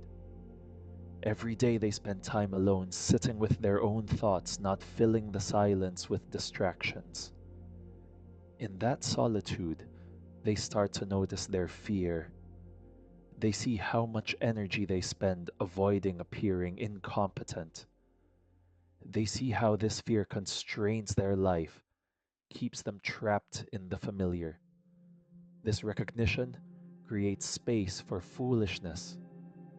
They decide to try painting anyway, knowing they'll be terrible at first. But here's the key: they paint in private, in their solitude time. No one else sees. They're free to make a mess, to experiment, to be awful. As they practice, something happens. They start to enjoy the process, even though the products are still pretty bad. They start to access a kind of play they haven't felt since childhood. The fear of being bad at painting diminishes because they're facing it directly without the added pressure of an audience. Eventually, they might show their work to others, or they might not. Either way, they've gained something precious: the capacity to engage in an activity purely for the joy of it, without needing to be good at it, without needing approval. That capacity transfers to other areas of life. They become more willing to try new things, to ask questions, to be a beginner. And all of this requires both solitude and foolishness. Without solitude, they'd never have the safe space to be bad at something. Without foolishness, they'd never take the risk of being bad at something in the first place. This pattern applies to much more than hobbies. It applies to any significant life change, any real growth, any genuine self-discovery. You need solitude to see yourself clearly. You need foolishness to accept what you see without judgment. You need solitude to imagine new possibilities. You need foolishness to try those possibilities, even though you don't know if they'll work. The integrated person moves fluidly between solitude and connection, between foolishness and expertise, between not knowing and knowing. They're not trapped in either pole. They can be alone without being lonely. They can appear foolish without being ashamed. They can claim expertise without being rigid. They can say, "I don't know," without feeling diminished. This integration doesn't happen overnight. It's a lifelong practice. But certain experiences can accelerate it. Retreats, for instance. When you go on a silent retreat, you're practicing intensive solitude. And in that solitude, all your foolishness emerges. All the mental chatter, all the petty concerns, all the grandiose fantasies. You sit there and watch your mind being ridiculous, and you can't escape it because there's nothing to distract you. At first, this can be overwhelming. People on their first retreats often want to quit. Their minds are too loud, too crazy, too foolish. But if they stay with it, something shifts. They start to find the foolishness funny. They start to relax their grip on appearing sane, even to themselves. And in that relaxation, something deeper emerges. A quality of presence that isn't dependent on maintaining any particular self-image. When they return from the retreat, they're different. Not permanently transformed, but changed in some way. They're a little less identified with their thoughts, a little more okay with uncertainty, a little more willing to be foolish. The retreat has integrated something that was previously split: the need to appear competent and the reality of not knowing. Another practice that integrates solitude and foolishness is solo travel, particularly to places where you don't speak the language well. You're physically alone much of the time, and you're constantly in the position of the fool, making mistakes, misunderstanding things, needing help with basic tasks. You can't maintain your usual competent persona because the environment doesn't support it. This can be uncomfortable, but it's also liberating. You discover that you're okay, even when you're making mistakes. The world doesn't end because you got on the wrong train or ordered the wrong thing in a restaurant. Your worth doesn't depend on appearing competent. This recognition, practiced over days or weeks of travel, changes something fundamental. Creative practices also integrate solitude and foolishness beautifully. When you're writing, painting, composing, or making anything, you're alone with your work. And you're constantly making mistakes, following dead ends, producing things that don't work. The entire creative process is an extended practice in being foolish in private. The writer Anne Lamott talks about the importance of what she calls shitty first drafts. You have to be willing to write badly before you can write well. The visual artist has to make a lot of bad art before making good art. The musician has to play a lot of wrong notes. Creativity requires the willingness to be foolish, to not know where you're going to try things that might fail. And crucially, creativity requires solitude. Not constant solitude, but regular time alone with your work. You can't create by committee. You need space where you're free from others' expectations and judgments. Space where you can follow your own idiosyncratic path, even when that path looks foolish. So here's the practice. Create a life rhythm that includes both solitude and foolishness. Daily practices of being alone, meditation, journaling, walking, sitting. Weekly practices of trying something you're bad at, a new skill, a creative project, an unfamiliar activity. Monthly periods of more extended solitude, a day, retreat, a solo trip, a weekend alone. In those times of solitude, embrace foolishness. Let yourself think thoughts that might be wrong. Ask questions that might be stupid. Imagine possibilities that might be impossible. Don't censor yourself. Don't try to be smart or right or good. Just be present with what is including all your foolishness. Over time, this practice builds psychological flexibility. You become less rigid, less defended, less identified with any particular self-image. You discover a deeper ground of being that isn't threatened by appearing foolish and doesn't need constant company to feel real. This is what the mystics of various traditions discovered in their solitary practices. They weren't trying to become perfect or transcendent or special. They were trying to become real, to strip away all the pretense, all the performance, all the carefully constructed self-images, and see what remained. What remained was both more foolish and more wise than they expected. More foolish because they discovered how much they didn't know, how much they'd been pretending.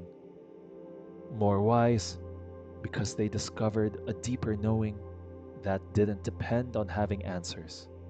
This is the integration of the solitary fool, someone who can be alone without being lonely, foolish without being stupid, wise without being rigid, someone who knows their limits and is comfortable with them, someone who can play seriously and be serious playfully, someone who lives from a depth that social performance can never quite reach, but social connection can reflect and celebrate. When solitude and foolishness integrate, certain gifts emerge. These aren't rewards you're trying to achieve, they're natural byproducts of the practice. Let's explore what these gifts look like in lived experience. The first gift is authenticity. Not the performative authenticity that's become a buzzword, not the cultivated image of being real. Actual authenticity, which is much quieter and less dramatic. It's simply being yourself without constantly monitoring how you're being perceived.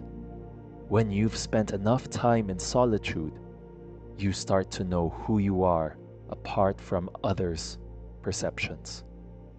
You've sat with yourself enough to recognize your actual thoughts and feelings as distinct from the thoughts and feelings you think you should have.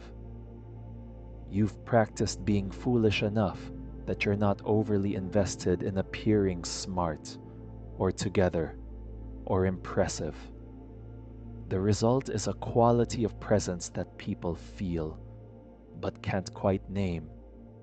You're there, really there in a way that many people aren't. You're not performing. You're not trying to manage anyone's impression of you. You're just being. And paradoxically, that's magnetic.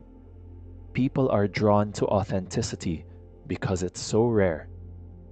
Most people are so busy managing their image that they've forgotten what it feels like to just be themselves. But here's the thing about this kind of authenticity. You're not trying to be authentic. That's just another form of performance. You're simply being yourself because you've lost interest in being anyone else. The fear of looking foolish has diminished enough that you don't waste energy on pretense. The second gift is resilience.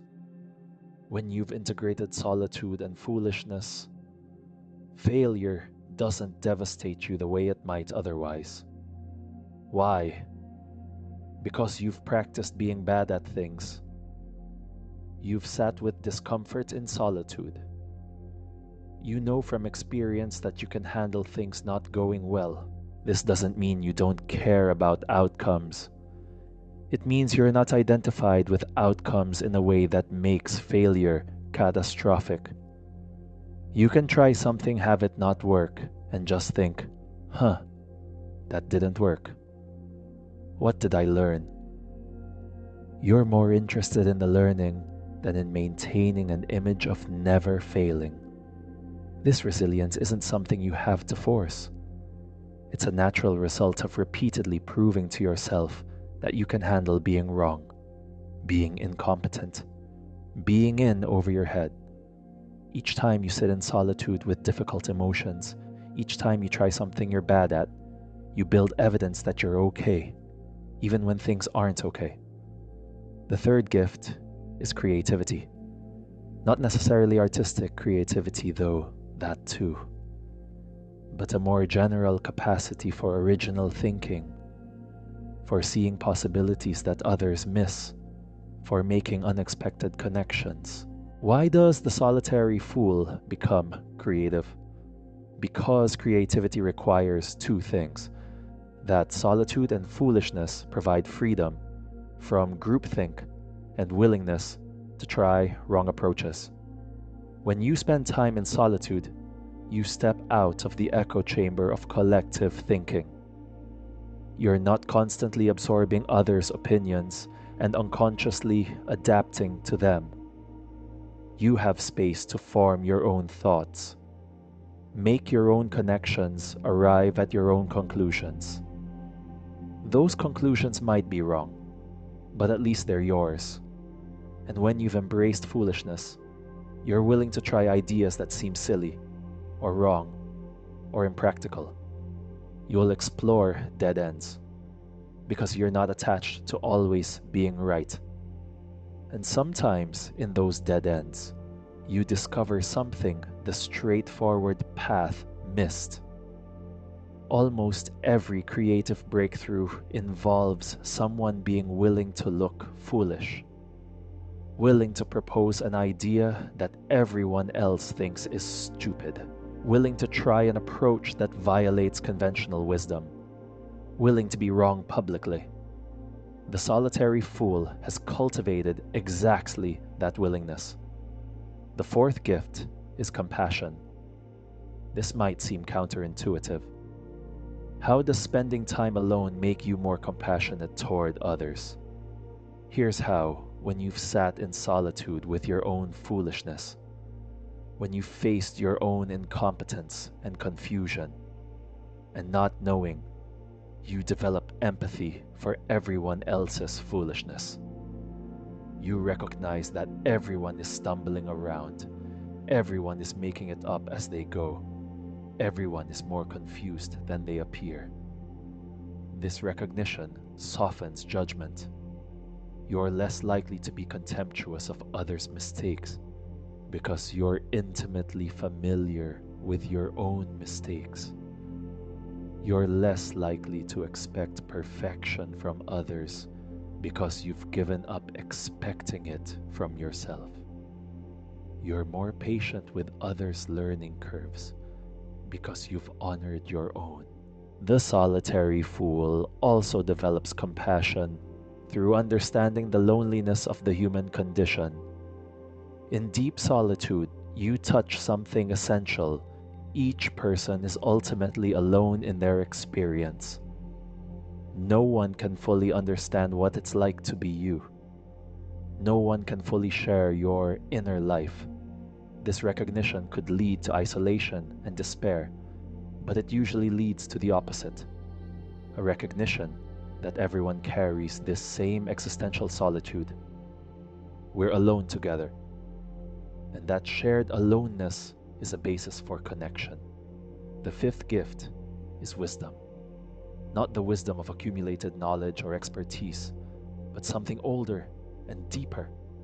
The wisdom that comes from accepting the limits of your knowledge.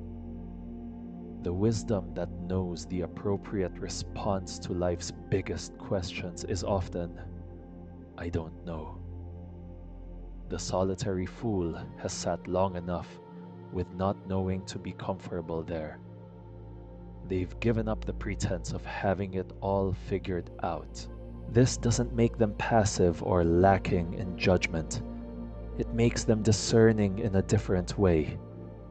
They can hold multiple perspectives simultaneously. They can say, "This is what I think, but I could be wrong." They can change their minds when they encounter new information, because they're not defending a position that props up their ego. This kind of wisdom is practical, not just philosophical. In decision making, the solitary fool is less prone to overconfidence bias. They consider possibilities they might be wrong about. They seek out disconfirming evidence. They're willing to admit when they don't have enough information to decide. In relationships, this wisdom shows up as the capacity to say, "I don't understand what you're experiencing, but I want to understand."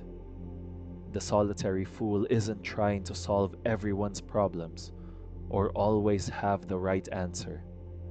They're comfortable dwelling in questions, sitting with complexity, allowing mystery. The sixth gift is freedom, not freedom from responsibilities or consequences, but freedom from the tyranny of others' opinions. When you've integrated solitude and foolishness, what others think of you matters less. Not in an arrogant, "I don't care what anyone thinks" way, but in a grounded, "I know who I am independently of anyone's opinion" way. This freedom is subtle, but profound. You make choices based on your actual values rather than on what will impress others. You pursue paths that interest you, even if they don't fit others' expectations. You say no to things that don't align with your priorities without lengthy justification. This freedom also means you can be wrong in public without it crushing you. You can change your mind without feeling like you've betrayed your previous position. You can ask for help without feeling diminished. You can admit ignorance without shame. The seventh gift is presence. The solitary fool is more present in each moment because they're not constantly managing their image or worrying about the future or rehearsing the past. They've practiced being with what is through their solitude practice. They've let go of the need to appear a certain way through their foolishness practice. This presence makes them better at whatever they do. Better at their work because they can focus without part of their mind being concerned with how they're being perceived. Better at relationships because they can actually listen instead of just waiting for their turn to talk. Better at being alive because they're actually experiencing their life instead of constantly narrating it. The eighth gift is joy, not the manic happiness that comes from external success, but a quieter joy that comes from being aligned with yourself.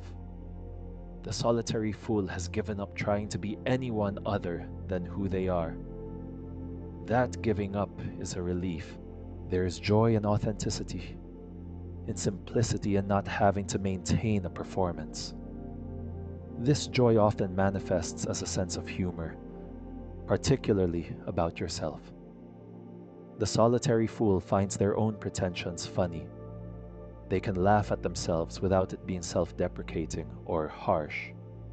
It's the laughter of recognition. Oh, right there I go again, taking myself so seriously. That laughter is actually a form of love, an acceptance of human foolishness that includes yourself. These gifts aren't things you acquire or achieve. They're more like veils lifting, revealing what was always there. The practice of solitude and foolishness doesn't add anything to you. It removes what was blocking your natural way of being, the fear, the pretense, the desperate need for approval, the attachment to appearing competent. What remains is simpler, more ordinary, and somehow more fully alive. You're not special, or enlightened, or superior. You're just real. And that reality, that ordinariness, is actually extraordinary in a culture where almost everyone is performing almost all the time. The solitary fool is remarkable not for standing out, but for being genuine in a world of facades. They're remarkable not for being impressive, but for being vulnerable in a world of defensiveness. They're remarkable not for having answers, but for being comfortable with questions in a world that pretends to certainty. These are the gifts. They come, slowly accumulate, gradually deepen over years of practice. You don't notice them arriving. One day you just realize you're less afraid than you used to be, less concerned with others' opinions, less identified with success or failure, more present, more real, more yourself. And you realize this is what you've been looking for all along through all the striving and seeking and trying to be someone impressive. You were looking for permission to be the fool you already are, to be alone without being lonely, to be simple and ordinary and gloriously foolishly human. So how do you actually live this? How do you integrate solitude and foolishness into a regular life with responsibilities and relationships and all the demands of being a person in the world?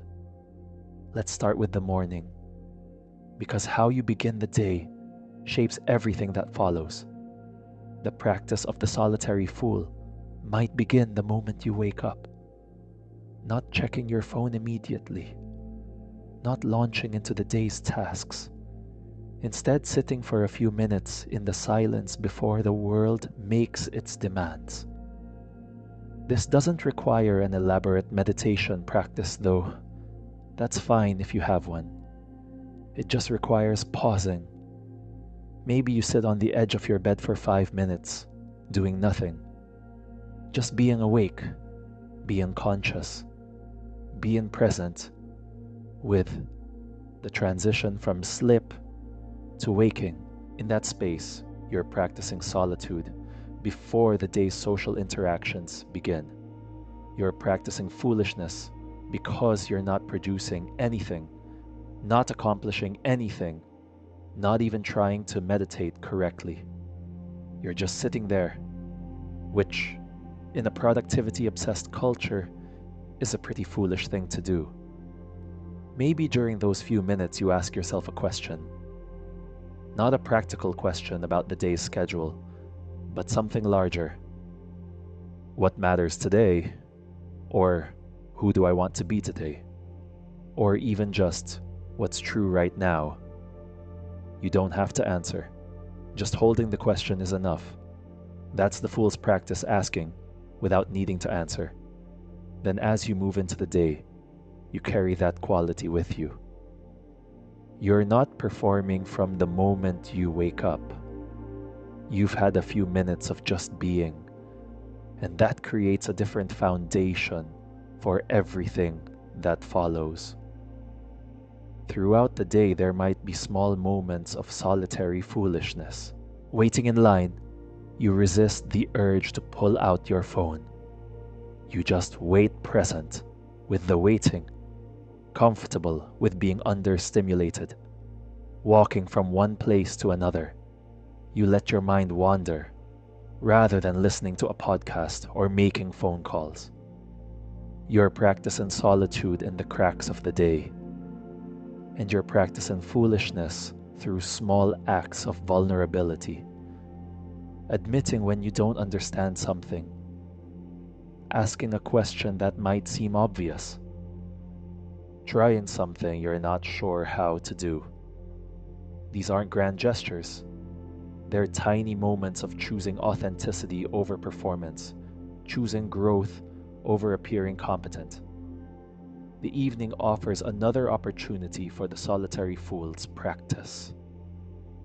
Maybe you have a ritual of sitting alone for a while before bed. Not watching TV, not scrolling social media, just sitting. Maybe you journal, writing about the day without censoring yourself, letting the foolishness of your thoughts spill onto the page. Or maybe you practice what could be called a fool's examination of conscience. Instead of reviewing the day for successes and failures, you review it for moments of authenticity and performance. When were you really present? When were you performing? When did you pretend to know something you didn't know? When did you have the courage to admit ignorance? This isn't about judgment. The solitary fool isn't trying to be perfect. They're trying to be real. So the evening reflection is just noticing, just seeing clearly. And maybe in that seeing, you notice patterns. You notice the situations where you most consistently perform, the people with whom you most struggle to be authentic, the domains where you're most afraid of looking foolish. That noticing is itself transformative. You don't have to fix anything. Just seeing clearly changes things, because you can't play out patterns unconsciously once you've seen them consciously. The light of awareness disrupts automatic behavior. Beyond daily practices, there are weekly rhythms. Maybe one day a week is a fool's day, where you deliberately try something you're bad at. You take an art class as a complete beginner. You try cooking a cuisine you've never attempted. You go to a dance class where everyone else knows the steps. The point isn't to get good at these things, though you might. The point is to practice being incompetent without shame. Or maybe one day a week includes extended solitude, a long walk alone, an afternoon in a cafe with a journal and no devices, a few hours of sitting in nature without any agenda. This isn't escaping your life, it's creating space within your life for the default mode network to function, for creative insights to emerge, for your authentic self to breathe. There are monthly rhythms too. Maybe once a month you take a full day of solitude. You tell your family or roommates that you need this time. You go somewhere alone, even if it's just a different room in your house, and you spend a day in your own company. Reading, maybe. Writing, maybe. Or maybe just sitting, watching your mind, seeing what emerges when there's space for emergence. And maybe once a month, you do something that really feels foolish. You share a creative project you've been working on, knowing it's not very good, but sharing it anyway. You try something you're afraid of. You have a conversation you've been avoiding. You ask for what you want, even though you might be rejected. These monthly acts of courage build the fool's capacity to be vulnerable in larger ways. There are also yearly practices, an annual retreat, maybe, a week of silence at a monastery or retreat center, or a solo trip to a place where you don't know anyone, or a month-long project where you learn something completely new, something where you'll be laughably incompetent at first. These extended practices go deeper than daily moments can go. In a week of silence, you can't maintain your usual defenses. Your foolishness becomes unavoidable. All the mental chatter, all the petty concerns, all the grandiose fantasies that you usually keep at bay with busyness and social interaction, it all surfaces. And you sit with it. You see it. You let it be there without trying to fix it or escape it. What emerges from that kind of intensive practice is different for everyone. Some people have profound insights. Others just get really bored. Some people experience bliss. Others experience the dark night. There's no right experience. The value is in showing up, in choosing the solitude, in being willing to be a fool who spends a week doing nothing.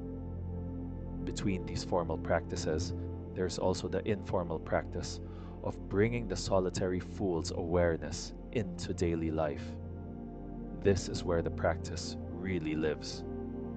Not in special retreat settings, but in ordinary moments. You're in a meeting at work, and someone says something you disagree with. The old you might have stayed silent to avoid conflict, or might have disagreed in a way that was really about demonstrating your intelligence.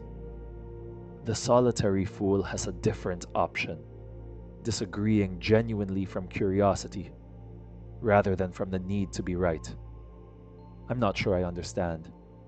Can you help me see how that would work? That's the fool's question. Not rhetorical, but real. You're with friends, and the conversation turns to a topic where you have expertise. The old you might have held forth, enjoying the chance to demonstrate what you know.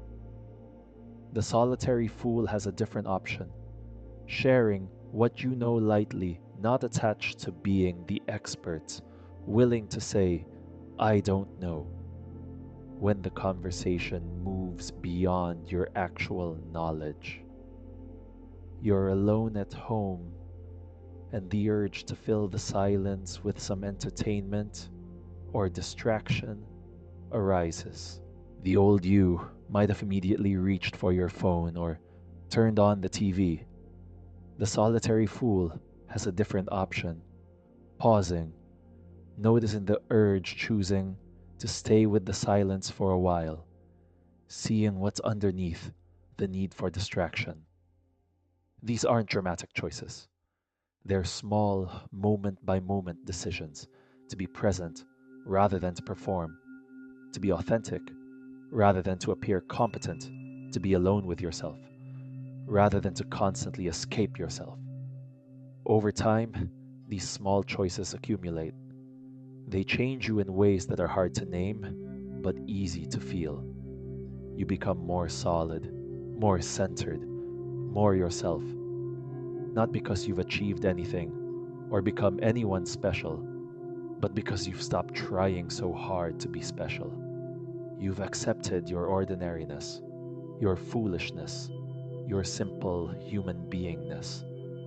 And paradoxically, that acceptance makes you more capable in the world, not less, because you're not wasting energy on maintaining a false image, because you're not making decisions based on what will impress others, because you can admit mistakes quickly and adjust course rather than defending bad decisions to protect your ego, because you can collaborate genuinely rather than treat in every interaction as a competition to prove your worth.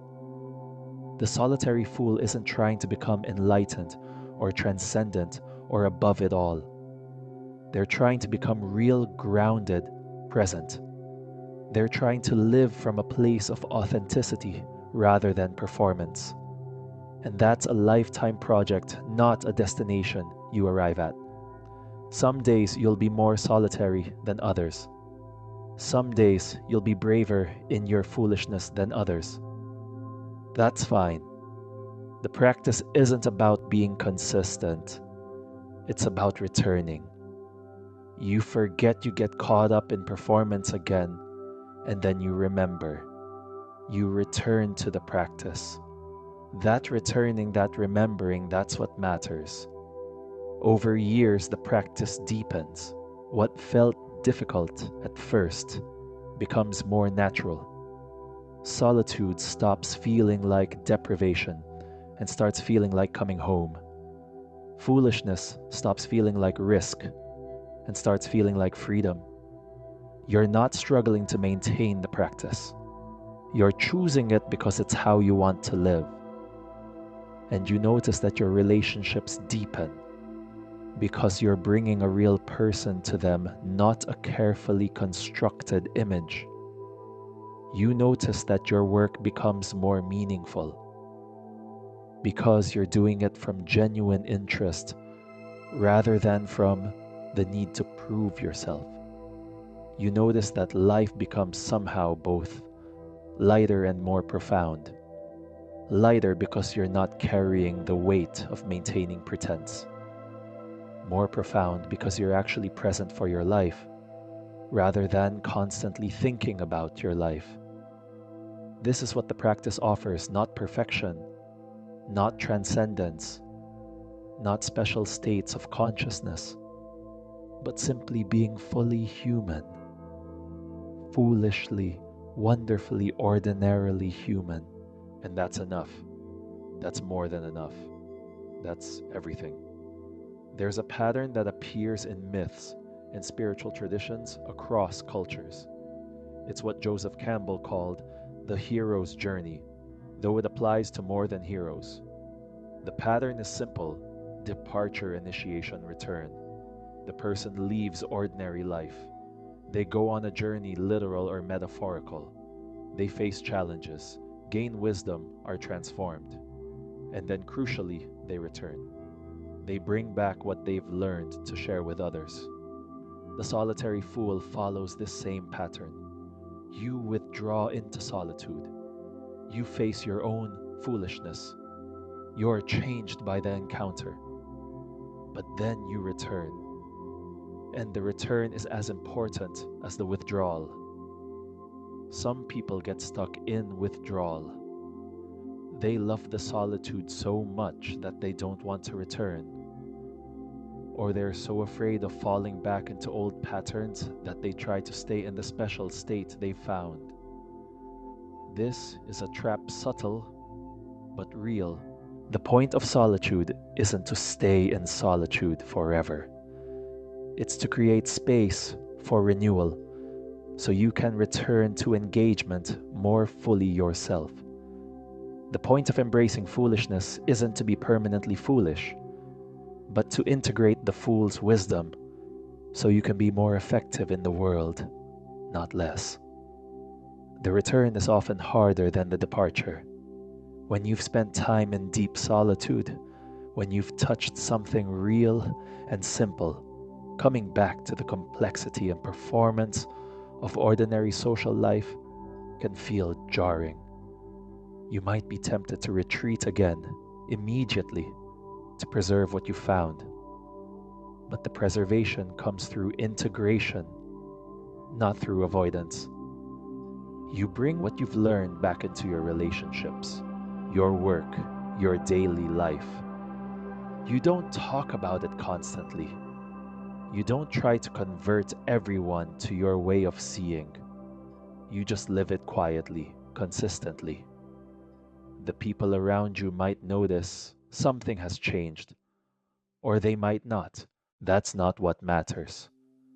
What matters is that you're living from a different place inside yourself. More centered, more present, less reactive, less defended. The return also means accepting that you'll forget. The clarity you found in solitude will fade in the noise of daily life. The freedom you felt in foolishness will be challenged by the old fear of judgment. This isn't failure. This is the natural rhythm of the practice. You withdraw, you return, you forget, you remember, you withdraw again. Think of it like breathing. You inhale, then you exhale. You don't inhale once and expect it to last forever. You breathe in rhythm. Solitude and engagement work the same way. You need both. You move between them in a rhythm that's right for you. For some people, the rhythm might be daily time alone in the morning engagement, throughout the day, time alone in the evening.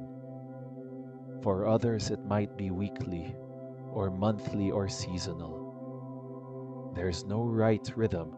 The important thing is to honor both movements, the withdrawal into solitude and the return to engagement. The return is also where you discover whether your solitude was healthy or avoidant, whether your foolishness was wise or just reckless. Healthy solitude prepares you for richer engagement. You return with more to offer more capacity for presence, more ability to connect deeply. Avoidant solitude leaves you less able to engage, more disconnected, more isolated.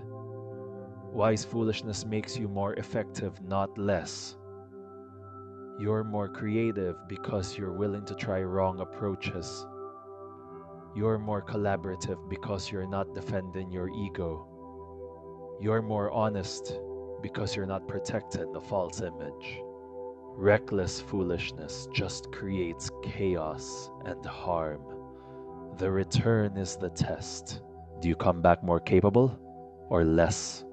More connected or more isolated? More present or more defended? The answers to these questions tell you whether your practice is serving growth or serving avoidance. And here's something important. The return might mean returning to the same external circumstances, but with a different internal stance. You might go back to the same job, the same family, the same city. From the outside, nothing has changed. But inside, everything is different. You're meeting the same situations from a different ground of being. This is actually the most common form of return. Not a dramatic life change, not abandoning everything for a new path, but continuing with your life while being different within it. You're still you, but you're more fully you. More of your authentic self is present in your daily activities. The spiritual teacher Ram Dass told a story about returning from India after studying with his guru He expected to be completely transformed, to float through life in a state of permanent bliss. Instead, he found himself back in America dealing with ordinary problems, feeling ordinary emotions. He was disappointed at first, but then he realized the point wasn't to transcend the ordinary, it was to be fully present in the ordinary, to bring consciousness to the mundane. That's what the return looks like for the solitary fool. You're not transcending your life, you're inhabiting it more fully. You're bringing the presence you cultivate in solitude into your interactions with others. You're bringing the freedom of foolishness into situations where you used to be rigid and defended. And you're accepting that this is an ongoing practice, not a final achievement. You'll need to withdraw into solitude again. You'll need to practice foolishness again. You'll need to remember again and again what you keep forgetting in the flow of daily life. The return also teaches you something about what you found in solitude. When you're alone, it's easy to have profound realizations, to feel you've understood something fundamental. But the return tests those realizations. Can they survive contact with the complexity of actual relationships, actual work, actual life? Sometimes what felt like deep wisdom in solitude reveals itself to be just a pleasant thought when you try to live it. That's okay. That's part of the learning. You adjust, you refine, you discover what's actually true versus what just felt true in the special conditions of retreat. Other times, what seemed like a small insight in solitude turns out to be deeply transformative when you apply it.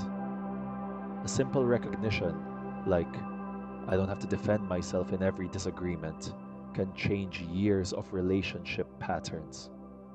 The return is where you discover which insights are which. There's also the challenge of not trying to force your experience onto others. When you've discovered something valuable in solitude, when the fool's perspective has opened something up for you, there's a temptation to become evangelical about it. You want everyone to have this experience. You want to tell them how they should live. But the solitary fool knows that everyone's path is their own. What works for you might not work for others. Your rhythm of solitude and engagement might be completely wrong for someone else. Your willingness to look foolish might be easy for you, but terrifying for someone with different conditioning, different wounds, different circumstances. So the return includes humility. You don't return as a teacher, dispensing wisdom to the unenlightened. You return as a fellow traveler who's discovered something that works for you while remaining open to learning from others who've discovered different things on different paths. This humility is actually another gift of the fool. The fool knows they don't know everything. The fool is comfortable saying, "This works for me," without needing to add, "Therefore everyone should do it." The fool can share what they've learned without attachment to whether anyone else takes it up. And here's something subtle but important. The return changes over time. Your first return from solitude might be disorienting, difficult, full of the sense that you're losing what you found. But after many cycles of withdrawal and return, something shifts. You start to carry solitude with you, even in the midst of engagement.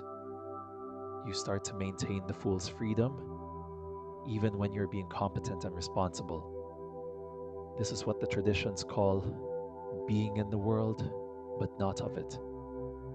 You're fully engaged with your life, meeting your responsibilities, connecting with others, but you're not lost in it. There's an internal space.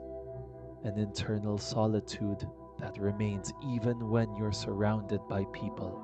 There's an internal freedom, an internal foolishness that persists even when you're being serious and effective. This isn't something you achieve through effort. It's more like something that happens to you through repeated practice.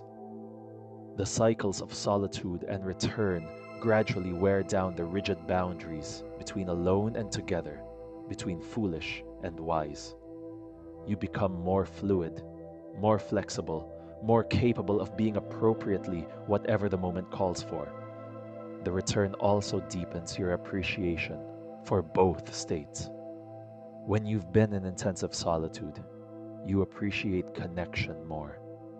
You're not taking it for granted.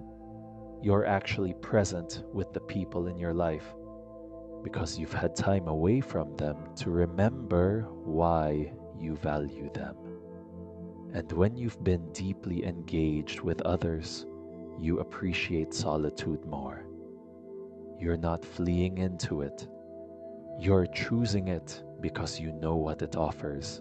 This is the mature practice of the solitary fool, not choosing one over the other, not getting stuck in either extreme, but flowing between them in a rhythm that serves life. Solitude when you need restoration, engagement when you're resourced to offer presence, foolishness when you're getting too rigid, seriousness when the situation calls for it. The practice becomes less about following rules and more about responding appropriately to what's actually needed in each moment. And gradually, almost without noticing, you become the kind of person who can be alone without being lonely and connected without losing yourself, who can be foolish without being irresponsible and serious without being rigid, who cannot know and know, be competent and incompetent, perform when needed, and be authentic when possible. The opposites that seemed mutually exclusive reveal themselves to be complementary. You need both. You are both. This integration is what the mystical traditions point toward with all their paradoxical language. The Zen master who says, before enlightenment, chop wood, carry water. After enlightenment, chop wood, carry water. Same activities, different quality of presence. The Christian mystic who says, pray as if everything depends on God. Work as if everything depends on you. Hold both. The Sufi poet who says, you are not a drop in the ocean. You are the entire ocean in a drop, alone and connected simultaneously. The solitary fool lives these paradoxes not as concepts, but as lived experience. They've discovered through practice that you can be utterly alone in your experience of being alive and deeply connected to all other beings who share that same aloneness. That you can embrace your foolishness completely while developing genuine competence. That you can have no idea what you're doing while somehow doing it well anyway. This is what you bring back from solitude, not answers, but a comfort with questions. Not certainty, but a groundedness that doesn't require certainty. Not superiority, but a recognition of shared humanity that includes yourself. Not transcendence, but a presence that makes ordinary life luminous. The return is complete when there's nowhere to return from. When solitude and engagement are both just movements in the same dance. When the fool and the wise person are both faces you wear depending on what the moment needs. When you're so fully yourself that there's no one left to defend and nothing left to prove. But that completion is never final. Tomorrow, you'll forget again. You'll get caught in performance. You'll resist solitude or avoid engagement. You'll cling to appearing competent. And then, At some point, you'll remember, you'll pause, you'll return to the practice. And that returning is enough. That remembering is enough. The practice itself is enough. And so, as we come to the end of our exploration, we return to where we began, the walled garden. But the light has changed. Dawn has given way to dusk. The full cycle of a day has passed, and night is approaching. You are still in the garden, or perhaps you've returned to it after a long journey. The jasmine's perfume is even stronger now in the cooling air. The fountain continues its whispered conversation with itself. But you've changed. Or perhaps you haven't changed at all. Perhaps you've simply remembered something you always knew, but had forgotten. Solitude isn't something separate from connection. It's the space that makes connection possible. Without the capacity to be alone with yourself, you bring a desperate incompleteness to your relationships. You need others to fill your emptiness, rather than wanting to share your fullness. Solitude fills you so you have something to share. And foolishness isn't the opposite of wisdom. It's the ground from which wisdom grows. The person who can never be foolish, who always has to be right and smart and competent, stops learning.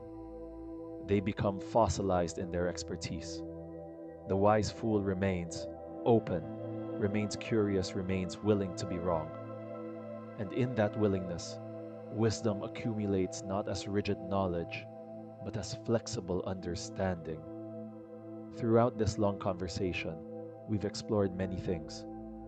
The history of solitude across philosophical and spiritual traditions, the archetype of the fool in various cultures, the neuroscience of being alone, the psychology of not knowing, the practices that integrate solitude and foolishness, the gifts that emerge from that integration, the challenge of returning to ordinary life transformed by extraordinary practice.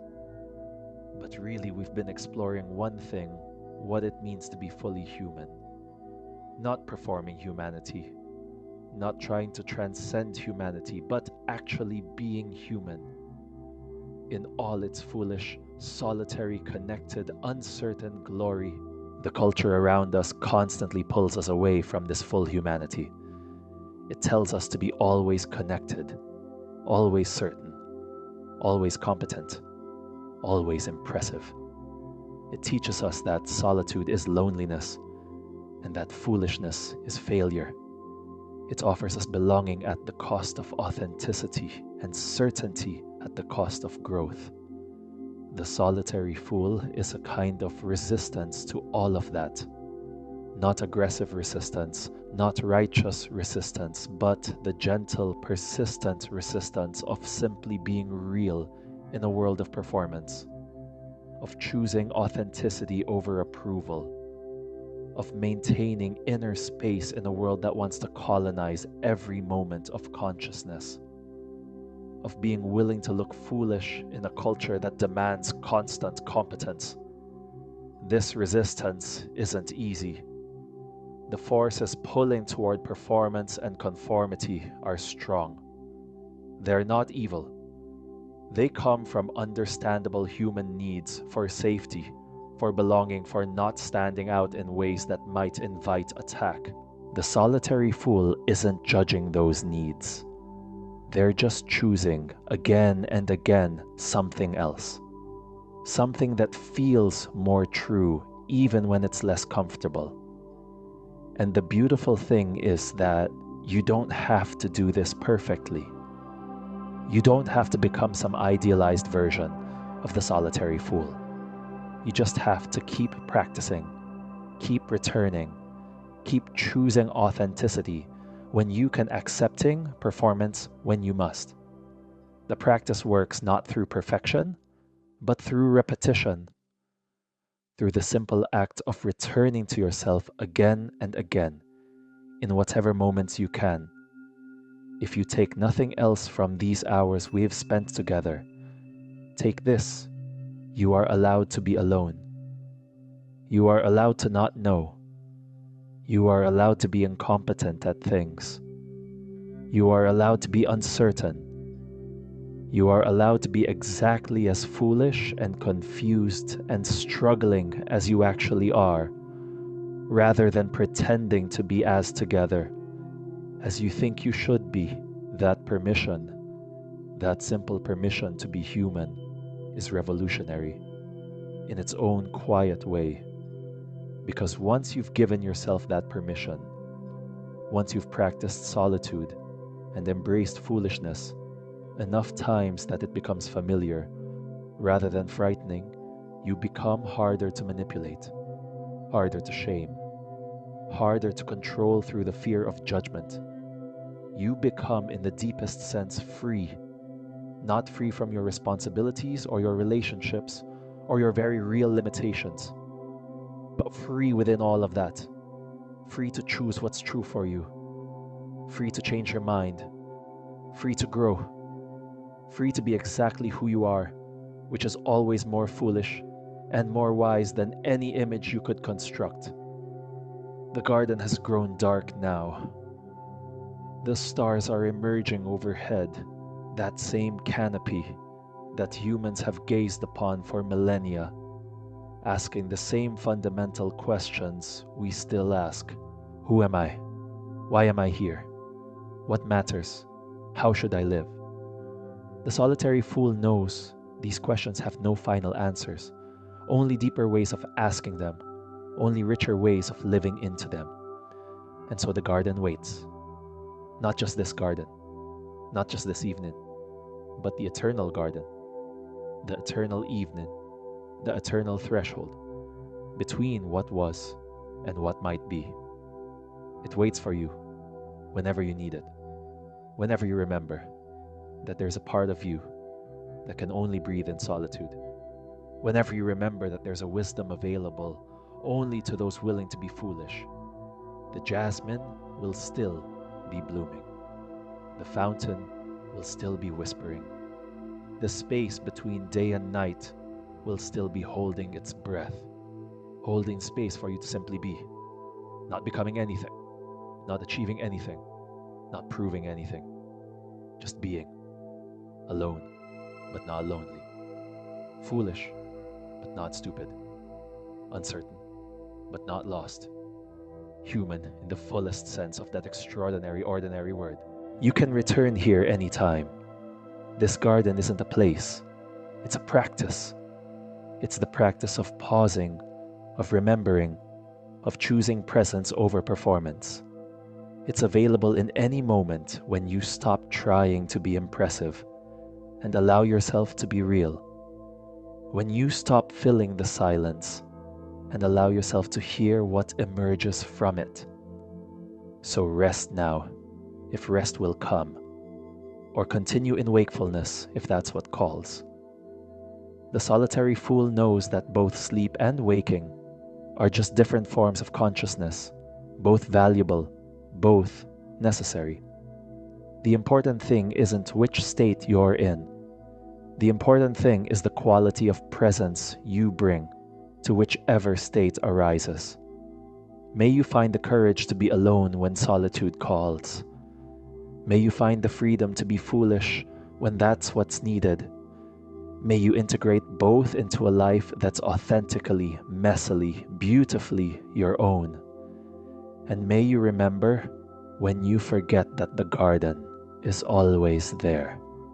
The jasmine is always blooming. The fountain is always whispering.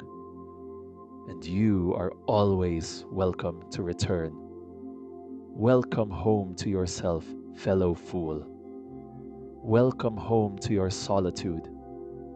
Welcome home to the garden where everything begins and everything returns. Welcome home.